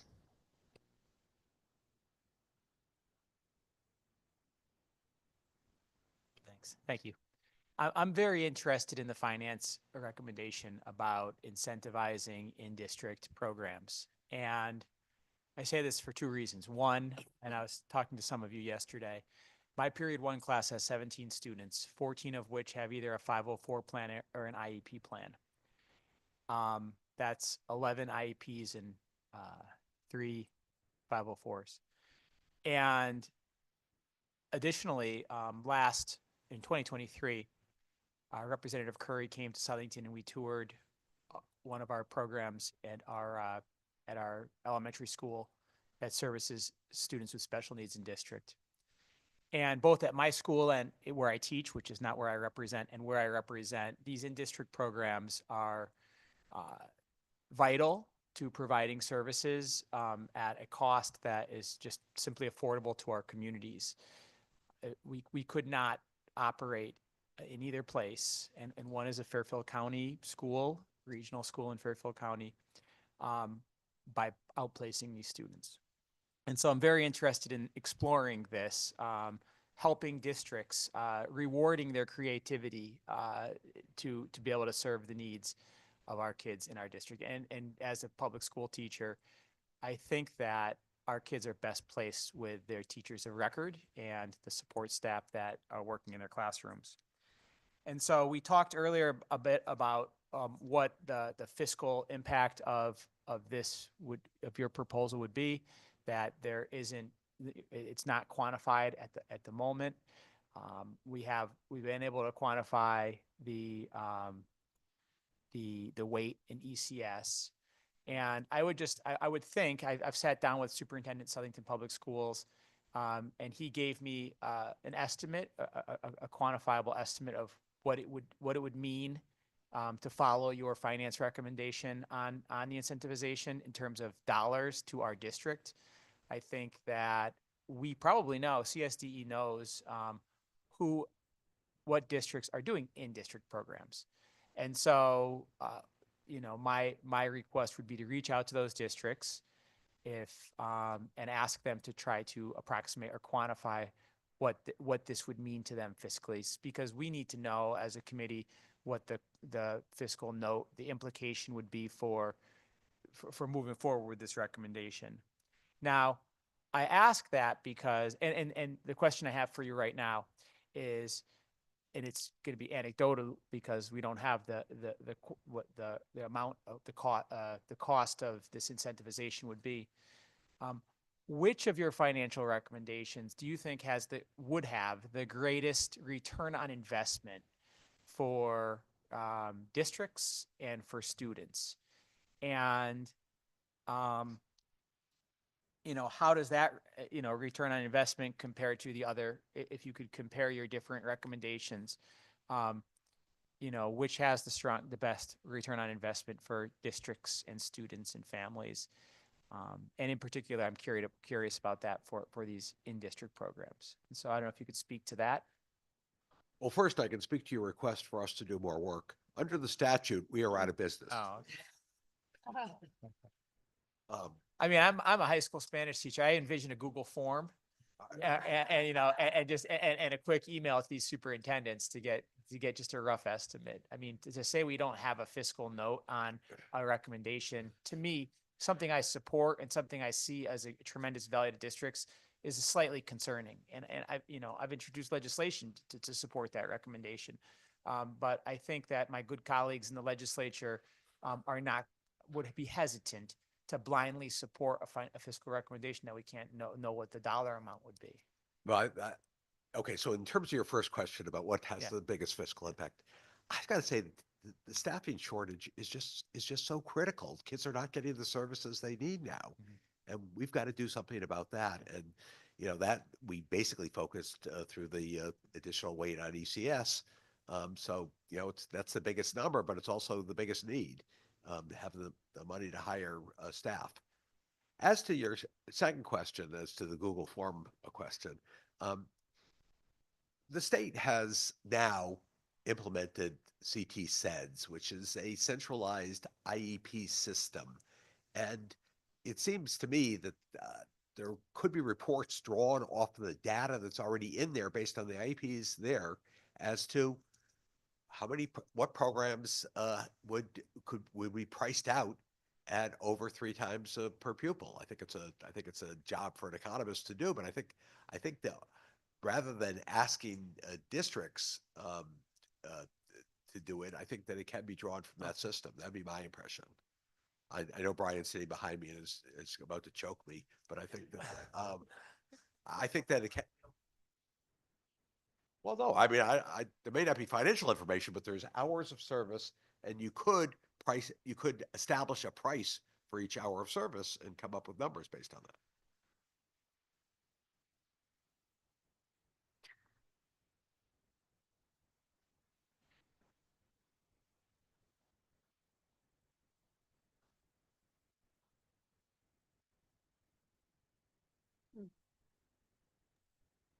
If somebody's speaking, we can't hear them. I think Brian is volunteering to take it back to his fiscal people at the State Department of Education and try to get you some more concrete numbers. Thank you very much. On the return on investment, I would say to you that none of what we've been talking about can be done without teachers.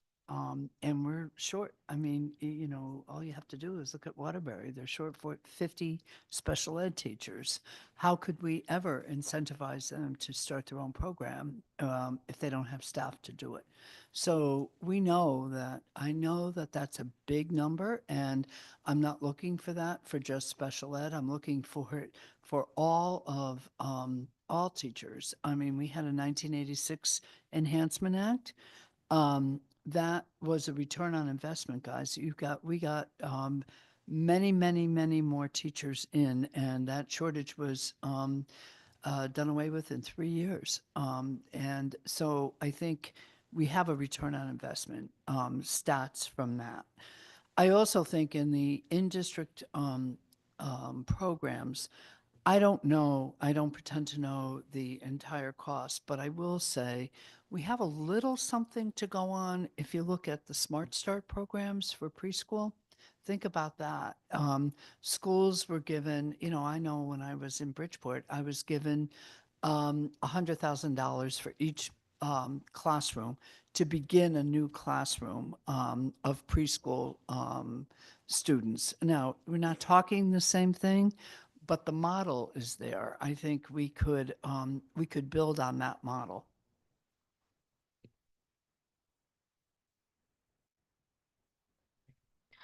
Thank you. That was a good point. I wrote that down to kind of look at that instead of reinventing the wheel every time.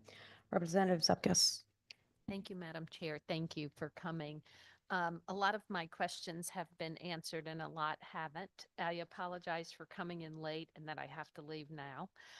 But I wanted to say, Fran, to your point, I totally agree that just because someone is in special ed, they need to have the same advantage to advance and learn as any other child.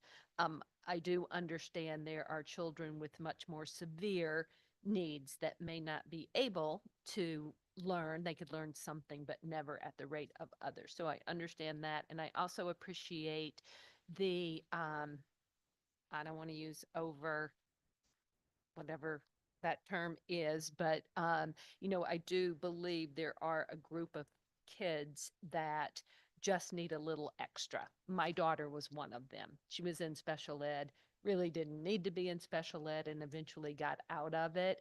She just needs a little more time. And she's very smart. She's going to be more wealthy than any of us, I think, because she is so smart. But so I just wanted to say thank you, and I agree with you.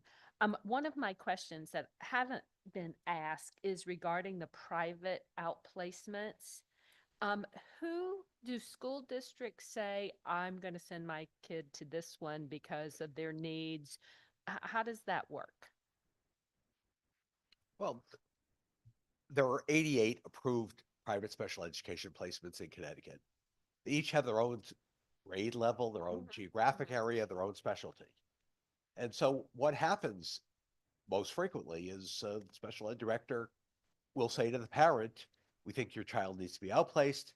We think the following 3 or 4 schools might be appropriate. Why don't you go visit them and tell us what you think? That is often the process. Okay. There are times when the special ed director really thinks there's only one appropriate program and pushes in that direction. Right. Because there are quite a few nonprofit outplacement places, correct? Some are That not, could some are be. for profit, some are not for profit. Okay, right. So there's a mix, which is great. And, I think it's hard to talk about capping something is a very difficult conversation.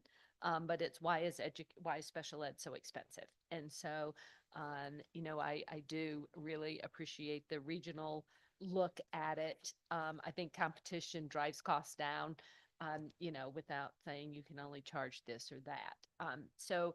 But to your point, when you said earlier, they have no oversight. I think that's something we should also look at. Limited oversight. Limited oversight for That's it. sure. I'm smaller government, so absolutely limited oversight. But I think there has to be, and who is that person? I don't know that it's the State Department of Education or the school to say, I'm not getting my students aren't getting what they need here. And then what do you do? So I do believe there should be some type of limited oversight. Well, let me just respond to that in one way. So, first, special ed directors are extremely reluctant to outplace kids. It's really a last resort. First. Secondly, the student goes with an IEP with goals and objectives, and there's an annual review a year later. And that review makes a determination as to whether the student has made meaningful progress during that year. So to the extent that we're looking at, the results of that placement, there is a process by which that's done. That does not involve actually looking at what's going on in the school. And the data, of course, comes from the school where the student's placed. But that said, there is a process by which progress over the year is looked at. Okay. Thank you.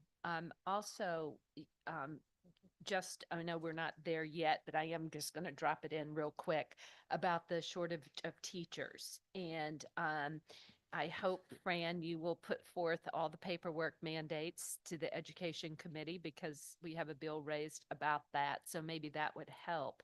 But have you looked at, when we bring other people or try to get teachers from other careers to become, or people from other careers to become special ed teachers? Is the process very onerous? Are there things that can be streamlined to help because I believe there are teachers out there.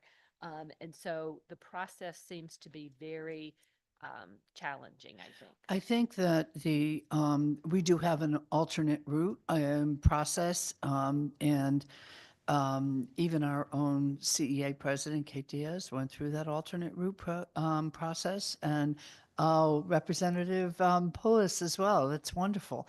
I think we need more alternate route programs across the state. Absolutely. And I think that we really absolutely need to look into that. And again, I would tell you that cross certification of teachers and that CREC program was amazing to me. And you know what? They did it for me, for each teacher at that time for $6,000. The local university was charging $24,000. So the thing is, I think more of those are cost effective and we need to bring them forward. I couldn't agree more.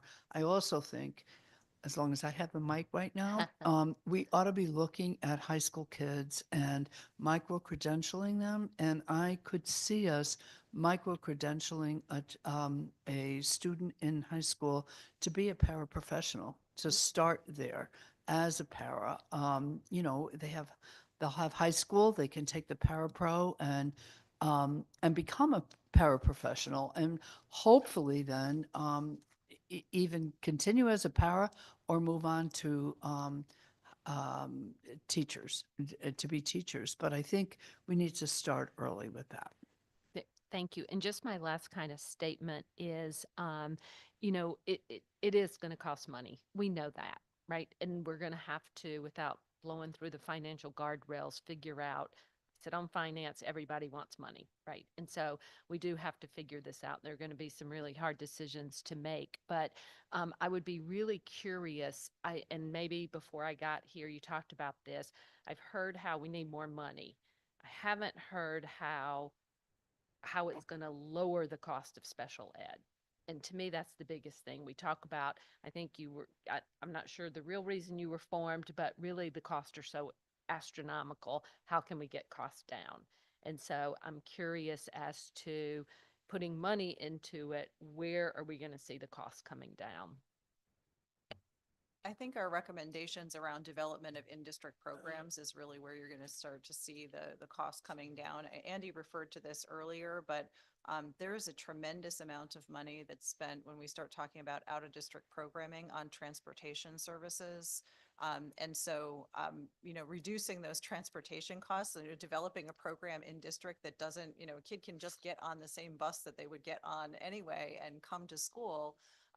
Reducing those extraordinary transportation costs for most students, that would be a significant cost savings to the district. And also there's sort of the economies of scale and being able to, take tuition students potentially from other districts. If I develop a program that's, specific to children with autism, and a neighboring district develops a program that's specific to children with medical needs, we can work with one another to meet the needs of students within a shorter radius of the school district where the student would otherwise attend if they did not have a disability. I also thinking beefing up and really requiring a strong intervention program, MTSS. I'm not sure, but I do think my own experience is that if that is robust, we will decrease the number of students needing special education. And not to say it's not robust in some districts, but not in all. Thank you. And just along that line, because I think that was a really good point in that, these investments, where do we see them helping with future costs? I think that's a very important, point. And I thank you for bringing that up. While I'm not on the fiscally conservative side, I do consider myself very fiscally responsible. And I think it's important that the investments that we make are really targeting best practices for students, but then also where do we get, the best bang kind of for our buck while we're still maintaining good practice. Just to that point, just I want to speak a little bit to the ECS formula.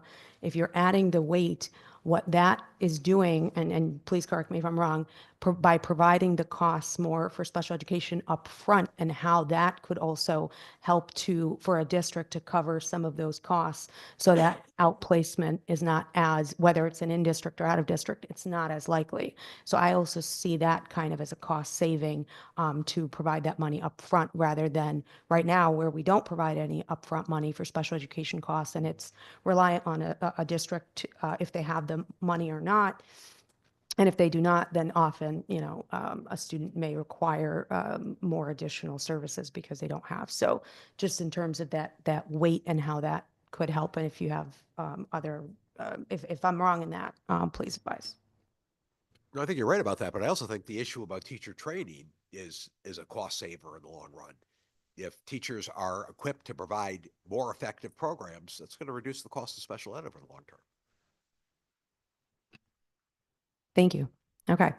Online, I have, I know Representative Belinsky. I think your hand went down. I don't know if the question was answered.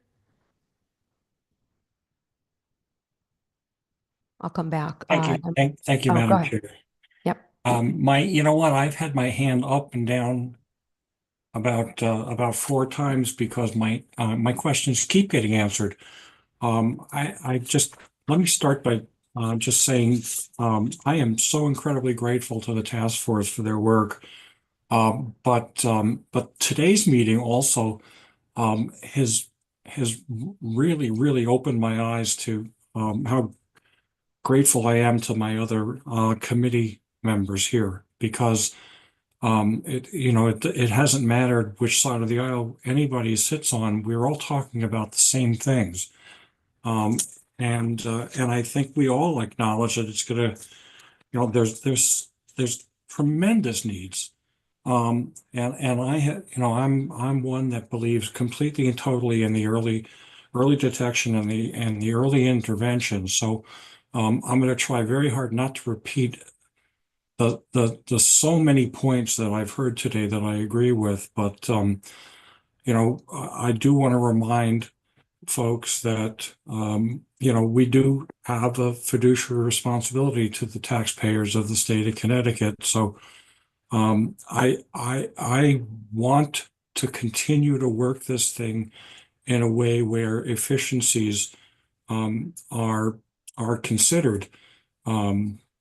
We just heard about a concept that I'm not certain if it was in the report but nobody's mentioned it today, but sharing with neighboring districts and being able to pool resources is a very novel idea for Connecticut, where we typically do things 169 different ways. There's no efficiency in that whatsoever. So we need to tackle this, but we need to tackle it together. There's no denying the fact that what Rep. Nuccio said is true. We're 20 years into it, like a 30-year population deep decline in our school buildings. So, redeploying resources is something that we really, really do need to consider. And we also need to look at some of the things that exist in our in current statute that prevent towns and prevent even SDE from being able to make decisions based on critical mass, like for instance the MVR. MVR restricts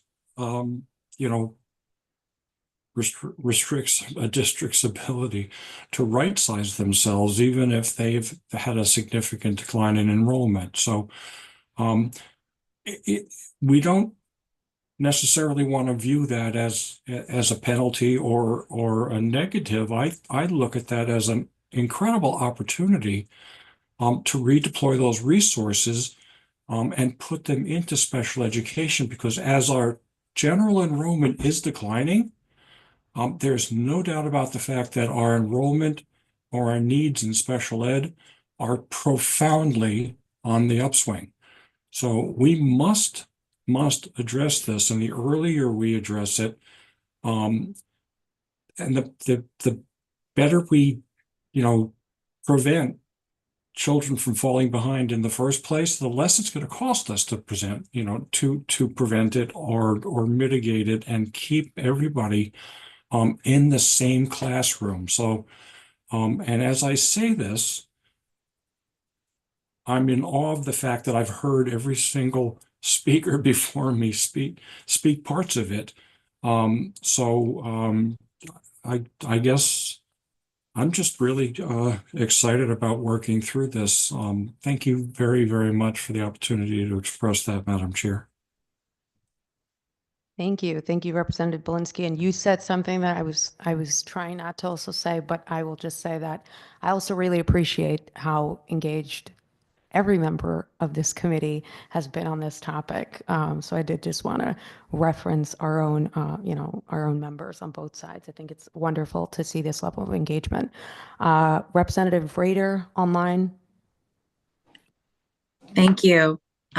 Much like Rep. Belinsky said, I had my hand up and down because questions were posed in my brain and then answered.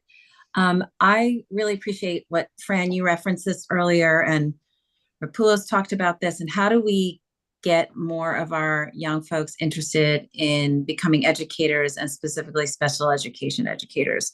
And I'm curious if the task force has delved into this and what other states might be doing to be creative around this. I completely agree that we should be connecting with our high school students. I know in other states, they do this around other professions like nursing and med tech and other things. And it really creates that first natural introduction to kids when they're really trying to sort out what they want to do.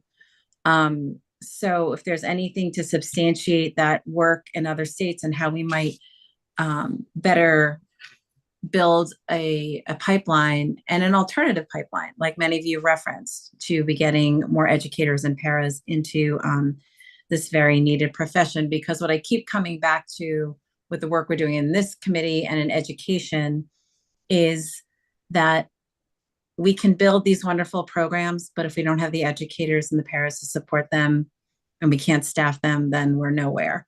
And that's not a fatalistic opinion. It's something we really need to be thinking of in this special select committee. The other thing I wanted to talk about were in-district programs, and I'm a huge supporter of that as well. I continue to sit on my Board of Education here in Guilford, and we have 2 programs that have been very successful. One is our Transition Academy, and that supports students who are 18 to 22 years old. We're trying to make that transition, and they are rightfully so, continue to be educated in district. And it's been so successful that we're trying to find a larger space for it. And we have, because neighboring districts have heard about it, we've also welcomed a few students from neighboring towns. And for them, it's a win-win. You know, they're identifying a program closer to their students' home. Transportation is reduced. And so I bring that up as a question back to the tri-chairs is there a way to empower SDE or yourselves to really dig into the success stories around the state? That if we're going to suggest $20 million for pilot programs, can we also quantify and gather the data to say, well, Guilford's doing this really well, or Simsbury is doing this, whatever districts you might reference, as a way to give districts a starting point so that there could be site visits, there could be data sharing among districts, so they're not reinventing the wheel if we go forward with this kind of program. So that was one of my questions. And really just the other is just to thank you all for my colleagues on the committee and those working on the task force, because I'm so glad after 7+ years being on a Board of Ed member and having 4 kids go through public education, one who needed special education services, that we are finally in Connecticut going to really dig in and tackle this gargantuan task. Representative Rader, thank you. And thank you for your comments. As Andy told you, the task force is done, but I will tell you that I think there's a real appetite for doing some of these things, especially looking at what other states are doing. And many people are already doing that. We just need to bring them together and figure out, I mean, when you talk workforce, you know, and that kind of thing, there are a lot of studies going on about what we can do in Connecticut to catch up with some of the other states that are doing far more in workforce at the high school level. This would be part of that, you know, to figure out micro-credentialing. I always felt that I was letting down kids, and in Bridgeport, there was a sizable number of kids who weren't going on to 4-year colleges or even 2-year. And if I had to do it again, I would have worked harder on making sure they were somehow micro-credentialed and prepared to enter a workforce after high school. If that, you know, if we could do that, I think we can do a better job of that. I also think when you talk about getting more into it, more staff, more teachers, I think we have to talk about what a wonderful profession it is. And we have to talk more about that. We talk a lot about the stress and the burnout, and I understand that, but I think we have to talk about what an honor it is to be a teacher and how good, how much you can influence the lives of others. And I think putting that out there as a campaign is incredibly important, and raising the respect for teachers, all teachers, and special ed teachers as well. Those are a couple of the things that I think would make a difference and probably not cost a great deal of money. Thank you. I appreciate that. I agree with you. I feel the profession used to be so revered. I come from a family of educators, aunts, mothers, sisters, like, so I understand that we really need to be heralding the great opportunity it is to be an educator. And the past few years have been very tough on our educators. And so I appreciate you saying that. And again, just thank you for the good work you do. And I know you guys will continue to be a resource for us if we need it. Thank you. Senator Austin for questions. Thank you very much. So I want to go back to a little bit when you talked a little bit about transportation and holding more in-district ways of dealing with special education. We'll catch up on this in a minute. So first of all, I think you're missing the point in all of Eastern Connecticut. And I mean 3 counties broadly. We can have every one of those schools have something in, and that will increase your costs. And we don't have enough teachers to go around right now to the regional aspects Eastern Connecticut has long done. So EastCon is regional, Learn is regional, and they have taken care of those small communities that now we're saying we don't need those communities anymore. We're going to want to go back to just in district. And when you talked about transportation, and we said we already have buses going by these kids, we're going to pick them up on the same buses that we have the kids in, often that's not true because they can't be on the same buses with some of the other children because they don't have the capacity to watch what's going on. The buses are bigger and the kids react differently. So when we're talking about this, I find this report and what has happened here is based mostly on suburban and urban areas and disregards the aspect of what's going on in the rural districts, which, by the way, I find we often do, not just with you, but we often do, because we're saying that we're going to hold an autism group here in Sale School in Baltic, and then Franklin's not going to want the same thing. Those parents over there are going to send their kids over to Baltic, but we're going to have to get them to Franklin. Then we're going to bus them over to Baltic. And then we're going to take the Scotland Elementary School and we're going to send them someplace else. I mean, I think that that's something that we have to pay attention to. And I'm rushing to get this out because I have a meeting in 2 minutes.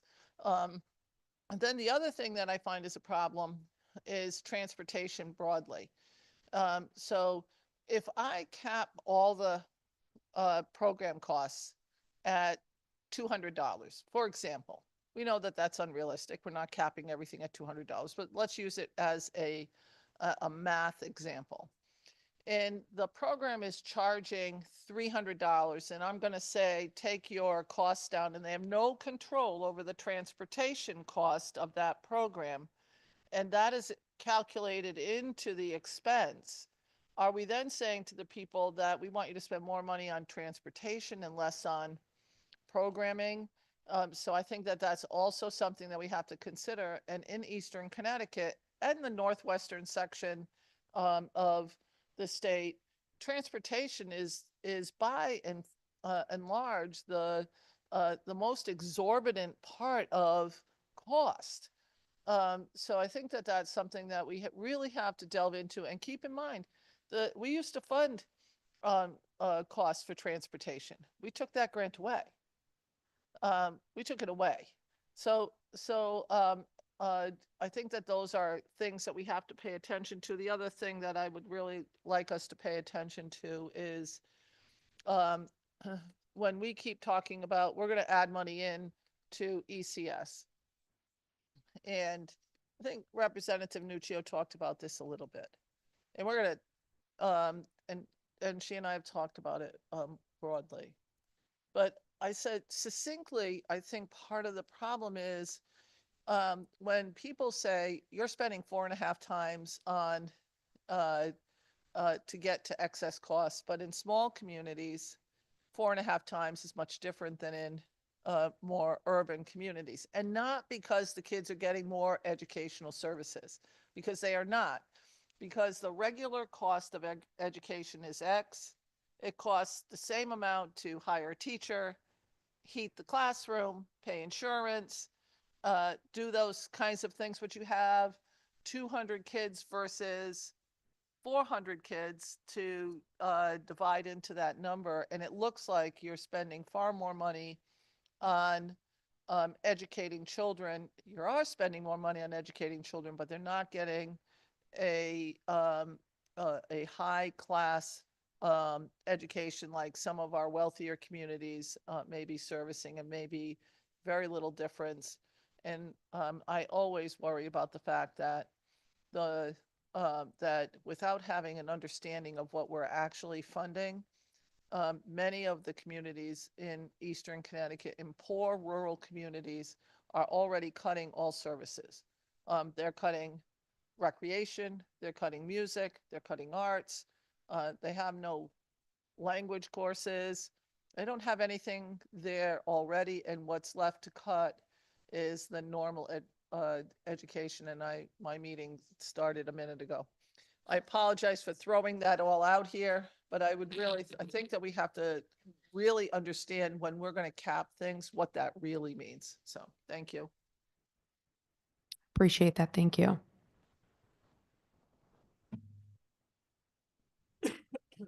Representative Santiago. Thank you. Thank you, Madam Chair. And thank you for the report. I really enjoy looking at it. I still have to study it a little bit more. Well, my question is, I just have a couple of questions. Why is it that you're recommending the Connecticut Parent Advocacy Center specifically?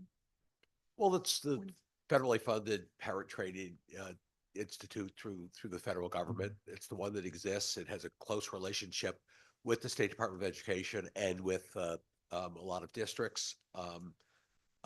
And so it is the body that's created by through federal statute that provides that. So I mean, I'm here as a representative of special education equity for kids in Connecticut. And if the state wants to give us a grant, we'd be glad to accept it. But that does not have the neutrality and the federal imprimatur that CPAC does. Okay, because I know that in Meriden, town that I represent,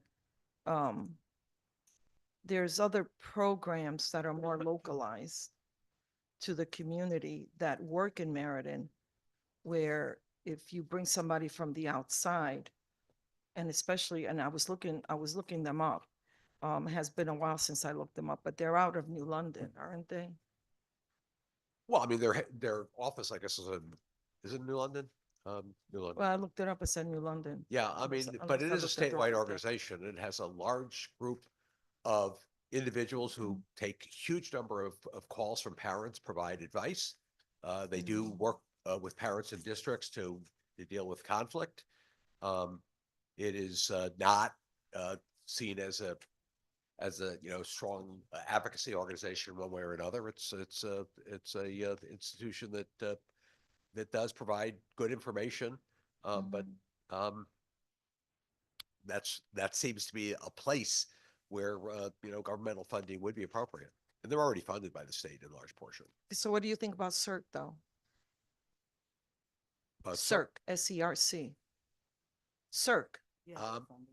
Well, yeah, but they don't provide parent advocacy. They provide training that is only for school officials usually.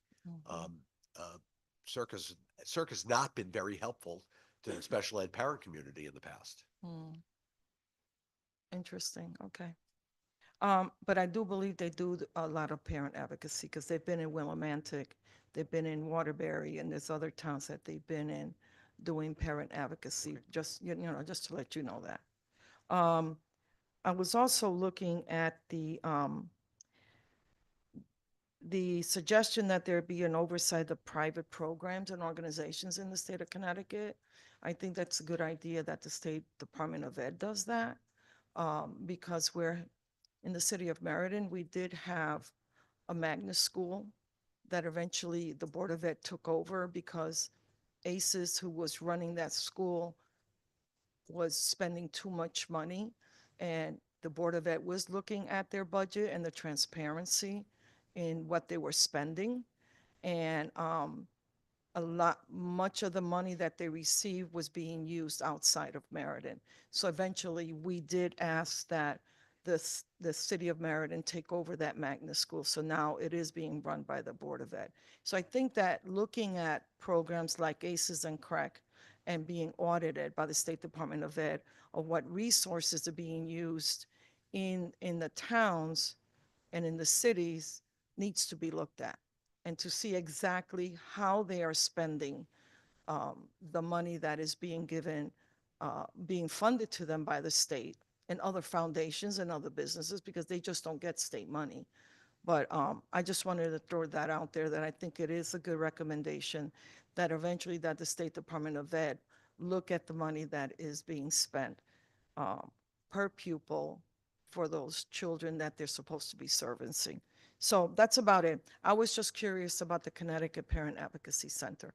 And I think that in Meriden, we do have other community programs that do just as good as what they're doing, and being more localized and knowing how the town runs and the culture of the town and the population of the town, I think might serve better than getting someone from the outside. So that's just my opinion.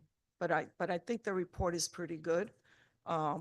There might be I have someone else that is looking at other numbers, because I'm like a numbers person. So I want to know what's being spent.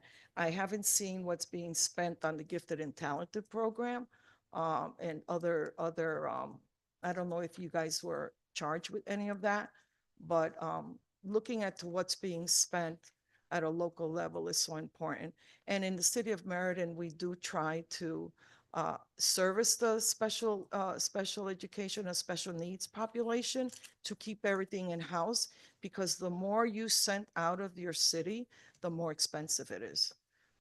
So if we can hire, and that has been done, and I believe that they will be coming into, I've asked them to come in during the public hearings to testify about the programs that they're keeping in-house. And I think that we should eventually incentivize those towns that are already doing that, and maybe look to them as role models in order to keep the programs in-house, so it's not that expensive with special ed. So thank you. I just want to say that we were honored to have Assistant Superintendent Mike Grove on the task force. He was an incredibly valuable member of the task force. And I just want to add that I work a lot with your superintendent, Mark Benigni, and they've done an incredible job of having in-house programs for autistic students, and we can certainly benefit from learning from them.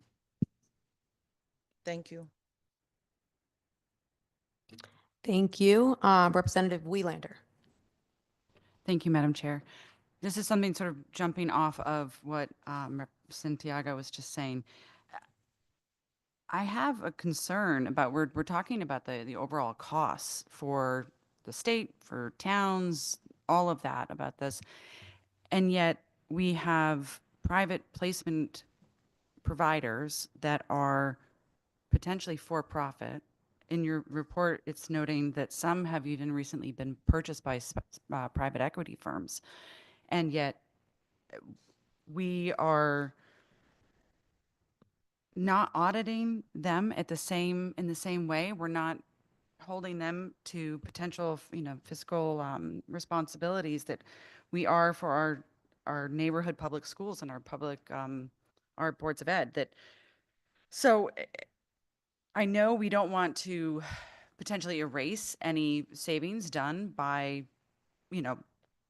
keeping costs down but at the same time, I do have some very big concerns about only looking into investigating whether or not an increase goes over a certain point. I mean, if I'm not being as clear as I'd like to be, but if everything is increasing, if a private firm is increasing by just under the CPI, then they're not going to be investigated.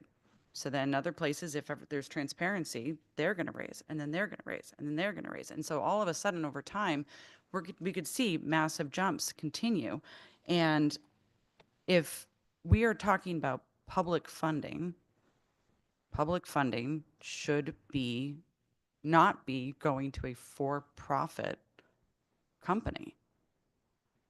The job of government is not to make money. The job of government is to serve the people. So why are we funding a company that is getting wealthy and not holding them to the same financial standards? I wasn't aware that this was happening. And if we're talking about private equity entering the conversation of private of special education, I have major concerns. So I wanted to say that. And I didn't know if you had any numbers on whether or not, how many of these private placement options were nonprofit and how many were for-profit. We are aware of a number that are for-profit. They are not charging more than the nonprofits are. And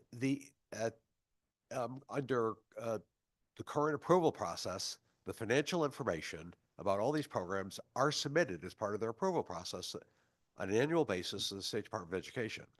So there is the information there on the finances. To do a deeper dive into that is a expensive proposition. And my concern continues to be a cost-benefit analysis.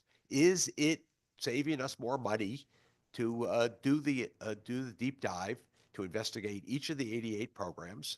By the way, I would also be looking at the RESC programs because they're the same cost levels too. And establishing standards for that. Is that going to save us more money in the long run? And I would like to be convinced that it would before we engage in a rate setting process. I respect that comment, but I still have concerns. And go ahead, Fran. Well, it's not about the money for me. I'm never thought of as being very cost efficient. I don't look at funding first.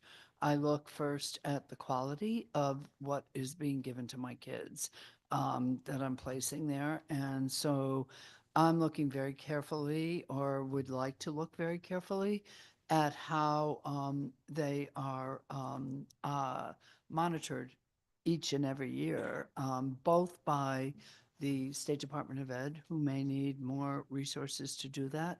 I can honestly tell you that in many of the challenge districts, more resources are needed in order to be able to send people out to monitor those programs. So, yes, it is about funding, but for me, it's more about where's the quality? Are my kids getting what they need in each of these programs? That's a great point. And I understand that asking for a deep dive it could be costly, probably would be because everything costs money. At the same time, as a parent helper and as a Board of Ed member, a volunteer Board of Ed member, I went into art closets and helped the art teachers count the sheets of paper. Like that is another type of deep dive that some of our schools are having to do. And if we're talking about education as a whole, then I think we need to be very aware that of different levels of accountability and holding everyone responsible. And that's not to say, I'm not trying to indicate that if you have a for-profit providing, space, that you're not doing the right job or there's anything untoward going on.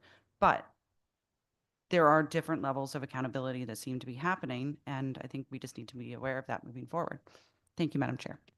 Representative Wieland, we were just advised by our representative from the State Department of Education that 25 of the 88 schools are for-profit.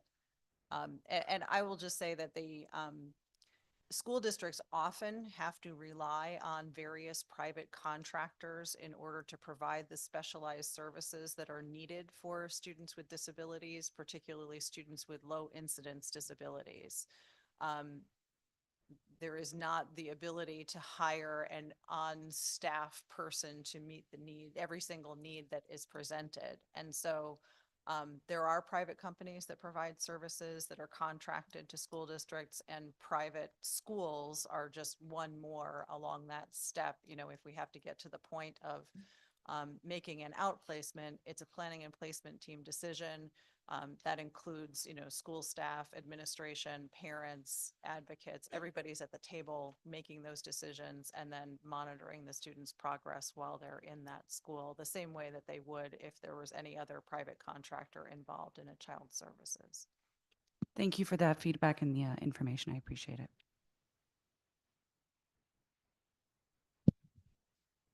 Thank you. I just wanted to jump in on this and to add also that I'm also concerned about the nonprofit and for-profit organizations that are involved here. But more importantly, I think nonprofits can also spend exorbitantly because they still can spend on salaries. So the bigger question for both of those organizations, as you said, Representative Wheelander, is accountability and oversight. And so we really want to make sure that any of these organizations that are involved in education have the kind of oversight that we would expect to make sure that some of these costs are transparent, for example. And I just wanted to just add my appreciation, Fran, for where you begin and end often. And I think, and I hope as a committee, we can start doing that too, to begin with how important it is that we are supporting students and we start with student needs and then add the cost on and see what we can do and where we compromise after that. But the primary starting point is students, and then also celebrating how important it is the work that teachers and paraprofessionals are doing, that we don't just focus on the constraints and the problems and the difficulties, even though that's what we're tasked to sort of tackle those problems. But if we don't start with how many lives they've impacted, right? What a difference teachers have made and parents have made in those classrooms, we're not going to be able to attract more teachers, because it is extremely, as an educator, it is an extremely meaningful profession. And the thing that is the most meaningful is when you get a letter from a student and a parent that says, look what you've meant to me, 10 years ago when I was in your classroom. And I hope that we spend some time emphasizing that as well. So thank you for doing that.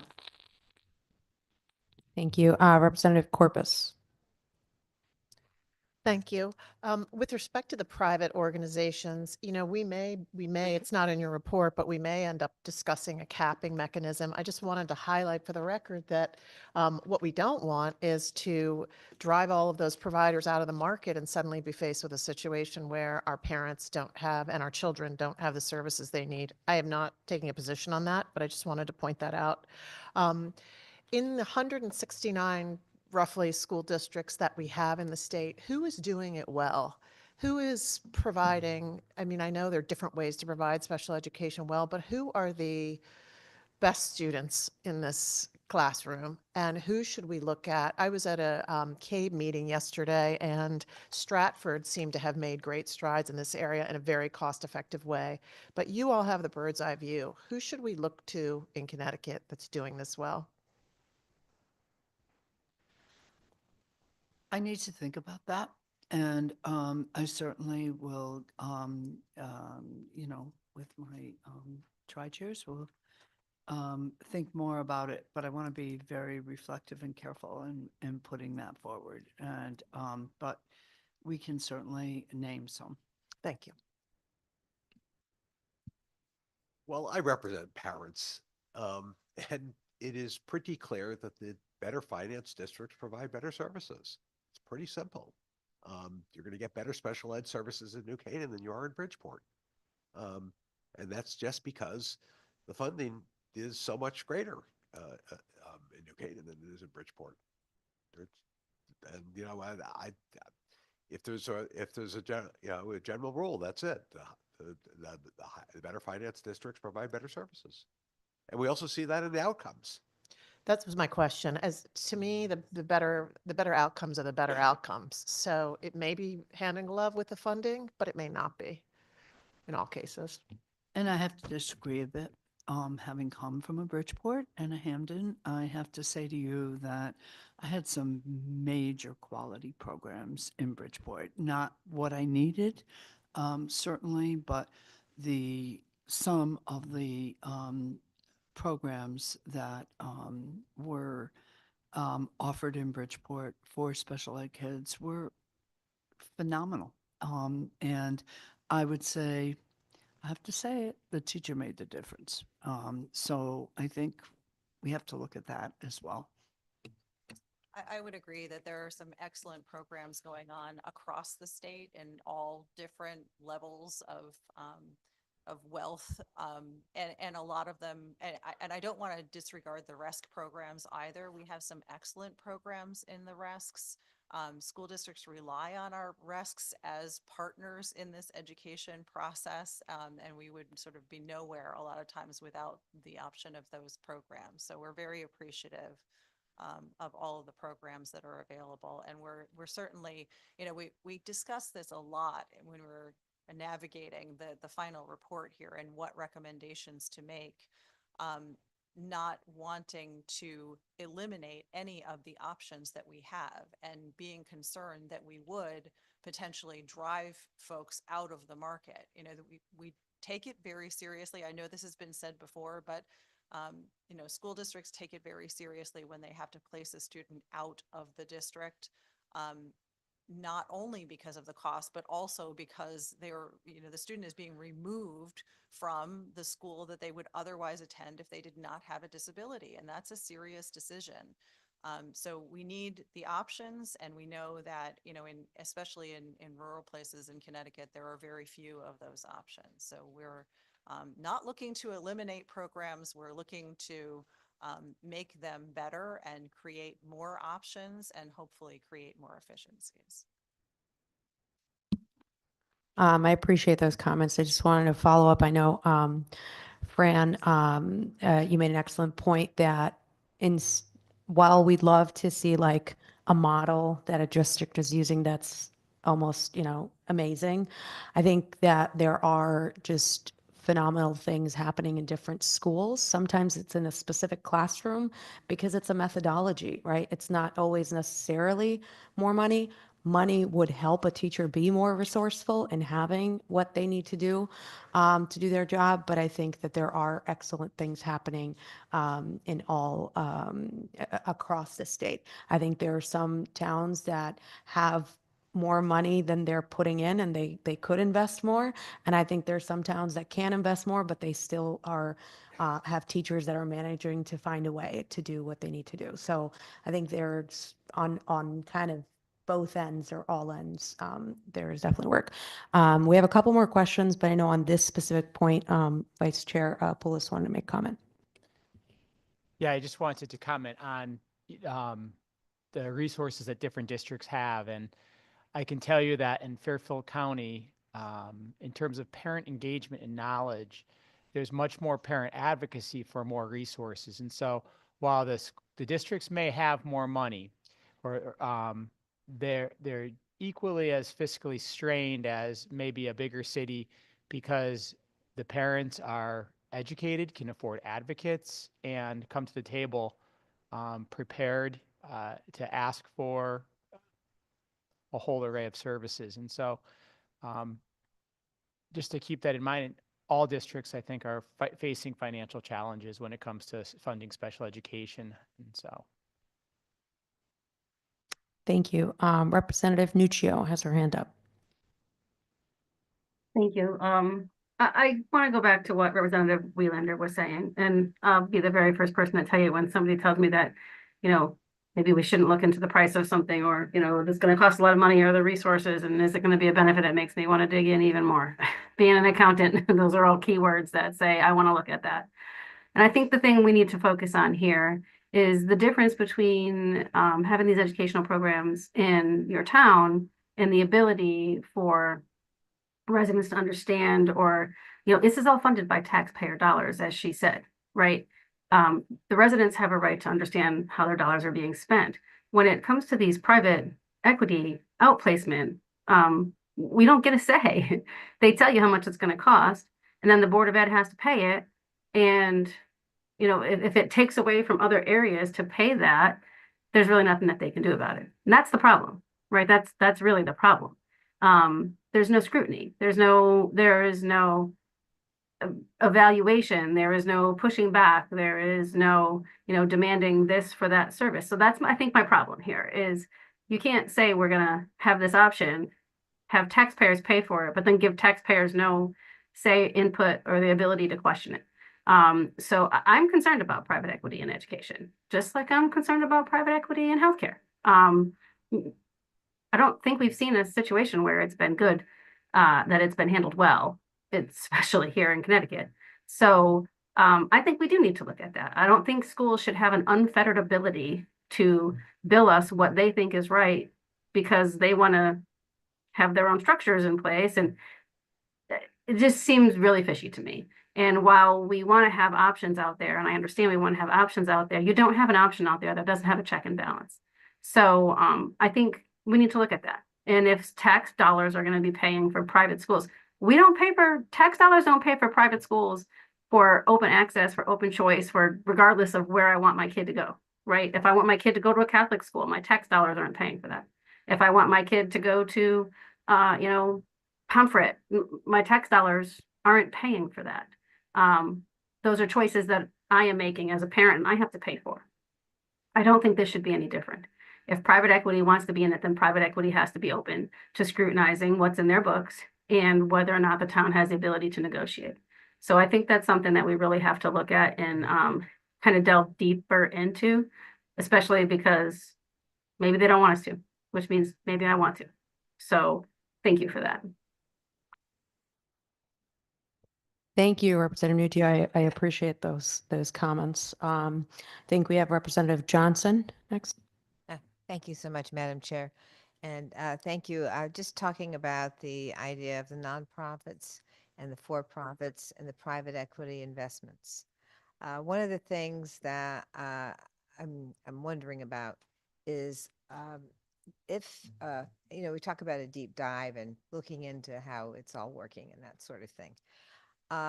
If in fact the contract between the schools and the nonprofits or the for-profits require that the information is provided to the school and to the State Department of Education regarding the performance and what they're supposed to be doing, I think that we would limit the deep dive that we're talking about, and we would actually have them require if they want the contract, because otherwise it could be a trade secret how they operate.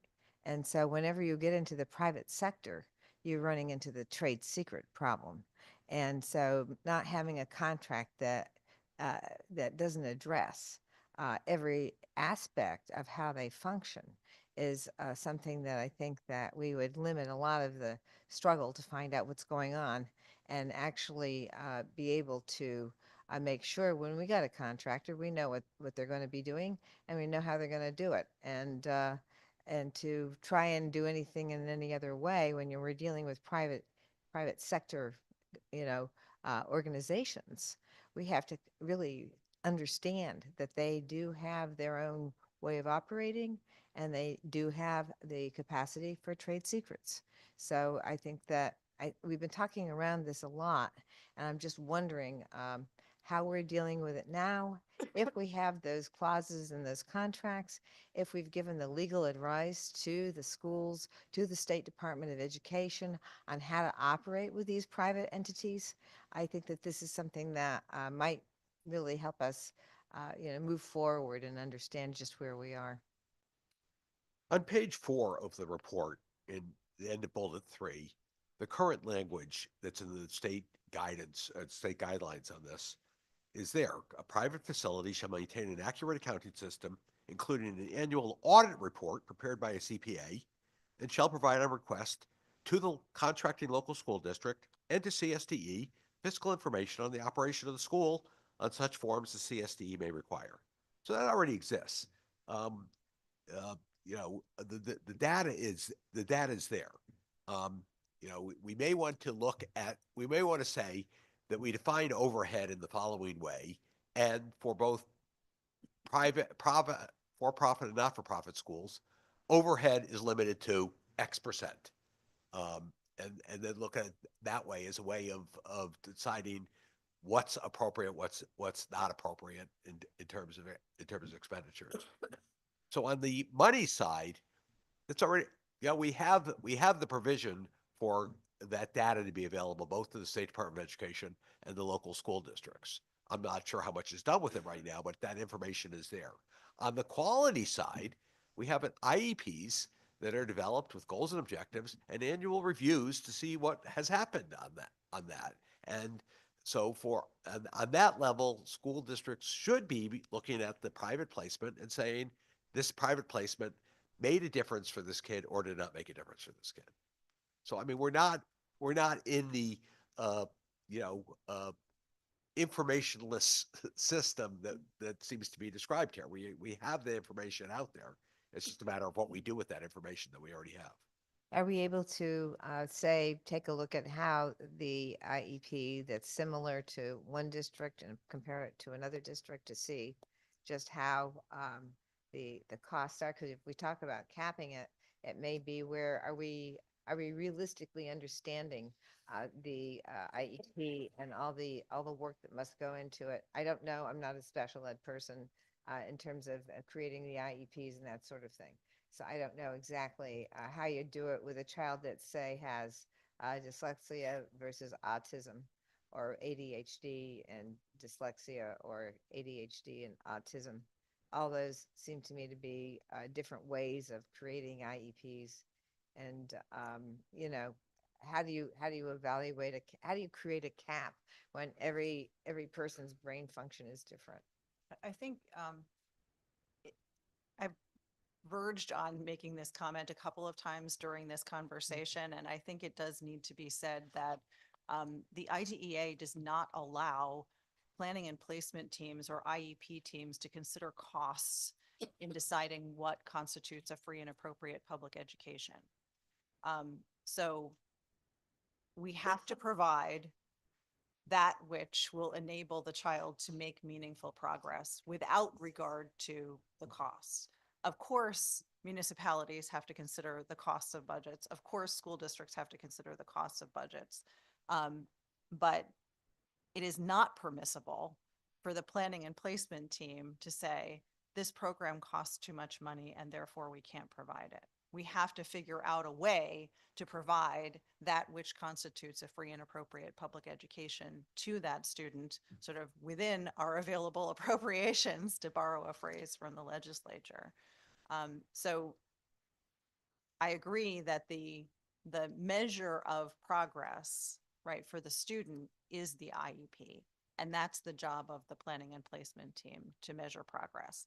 We do also have in our recommendations a recommendation for a voluntary working group to be assembled to develop a model contract between schools and districts to help give schools and school districts some model language to use about what information is necessary on both sides for the school district to be able to adequately judge whether or not the school is making the necessary progress with the student.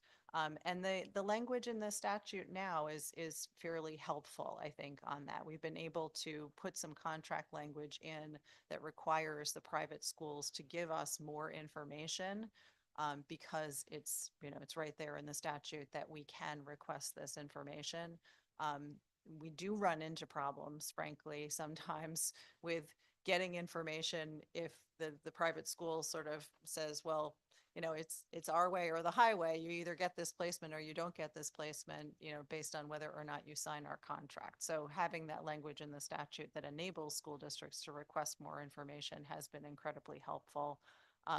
There has been a discussion for years about whether or not there should be a model contract provided by, for example, the State Department of Education. And they, for a lot of reasons, I think legitimate reasons, don't feel comfortable sort of inserting itself into the middle of that contractual relationship and recommending a model contract. But there are good contracts out there, and I think we can continue to work on that to level the playing field and that negotiation process. Just one thing to add to that. The district is required to provide a free appropriate public education. But if there are three different ways to provide the free appropriate public education, if it meets the minimum standard of appropriateness, the district obviously can pick the least expensive method if they want to, and probably should.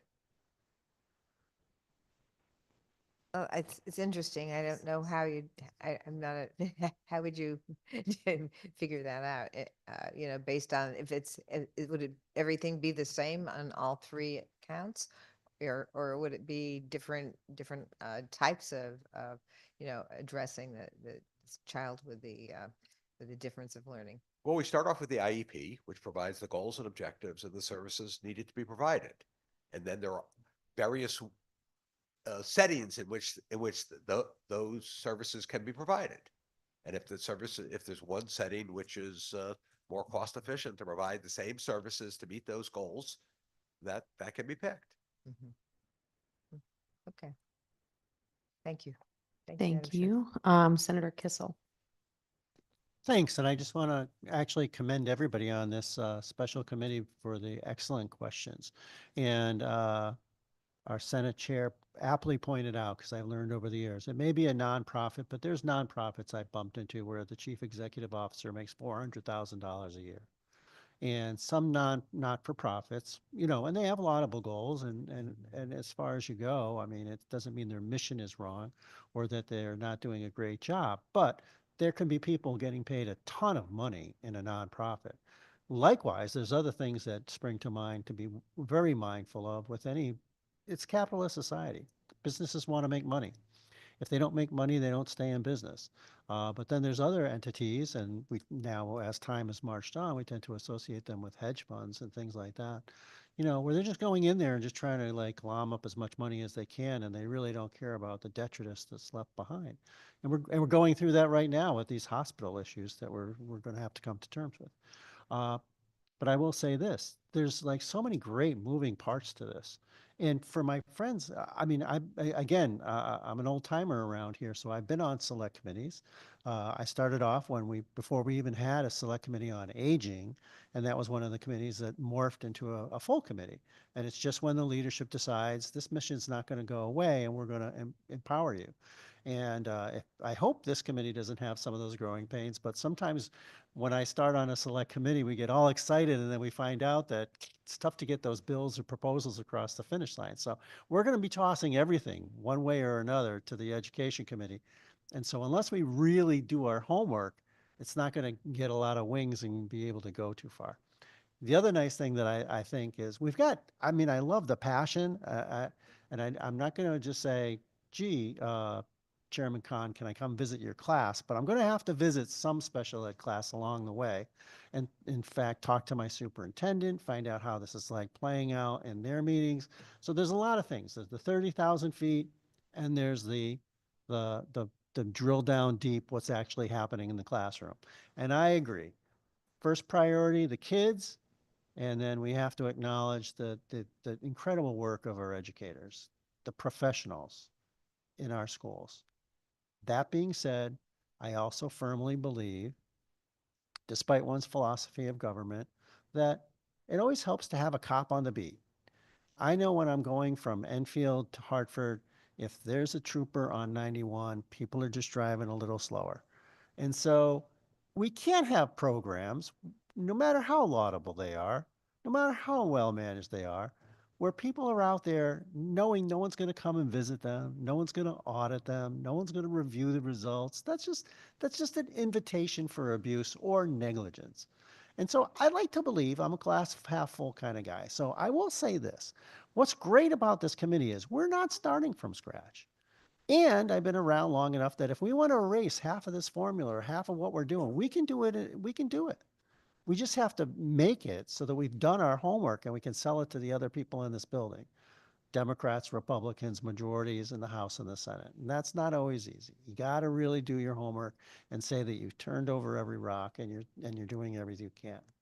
So while we may have things that we can't run afoul of from the federal mandate, by the way, Americans with Disability Act, come on. Tons of things where people with disabilities are not having access, but that law has been on the books for decades. So can the states ignore federal laws? Yes. When does it really get troublesome? If it's going to endanger our grants that comes from the feds. That's their big stick. But we're not starting from scratch with this. We're starting with how much did the state of Connecticut contribute to special education? And that's sort of our benchmark, because we're not going to take away money. but we're going to add something along the way. But to Representative Nuccio's point, and so many other of my colleagues here as well, you know, part of it is the state is my right pocket, but the towns are my left pocket. The people are paying the taxes either through their left or their right pocket. Currently, we're hearing screams from our towns because we keep promising as a state, we're going to give you 100%. And every year they're getting less and less and less. And so what are the drivers? The drivers are the children that are being designated and classified for ill or good.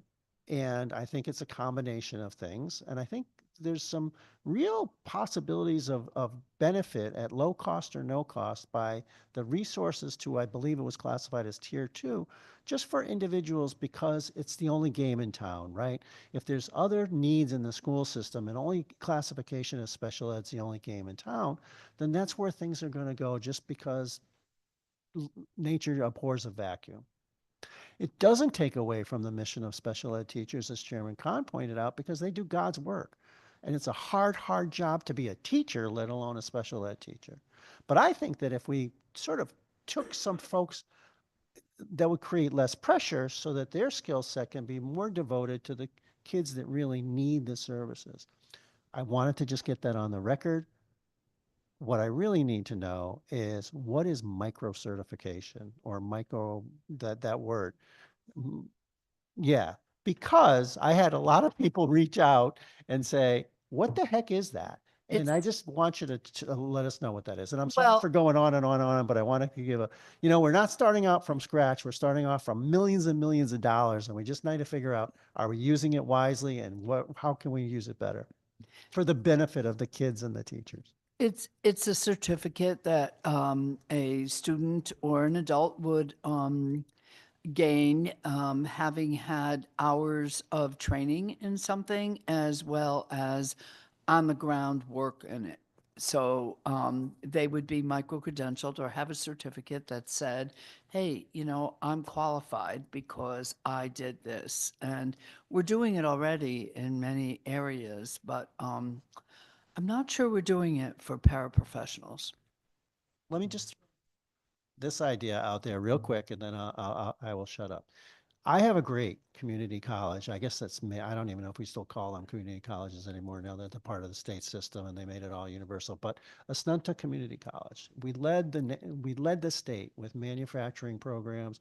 We now have welding. In Apera, we have the state system that seems to not get the enrollment that the University of Connecticut has. And so we have those, and we have what's really close to a lot of people is our community college system. So I'm just saying they're always looking for ways to give people a leg up.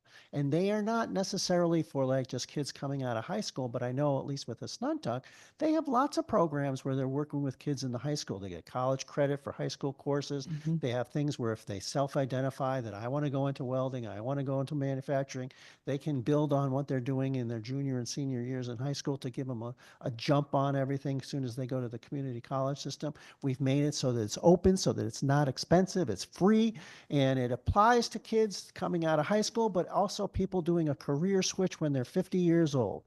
And here we have an area where we need people and we're willing to modify the rules to get them in there.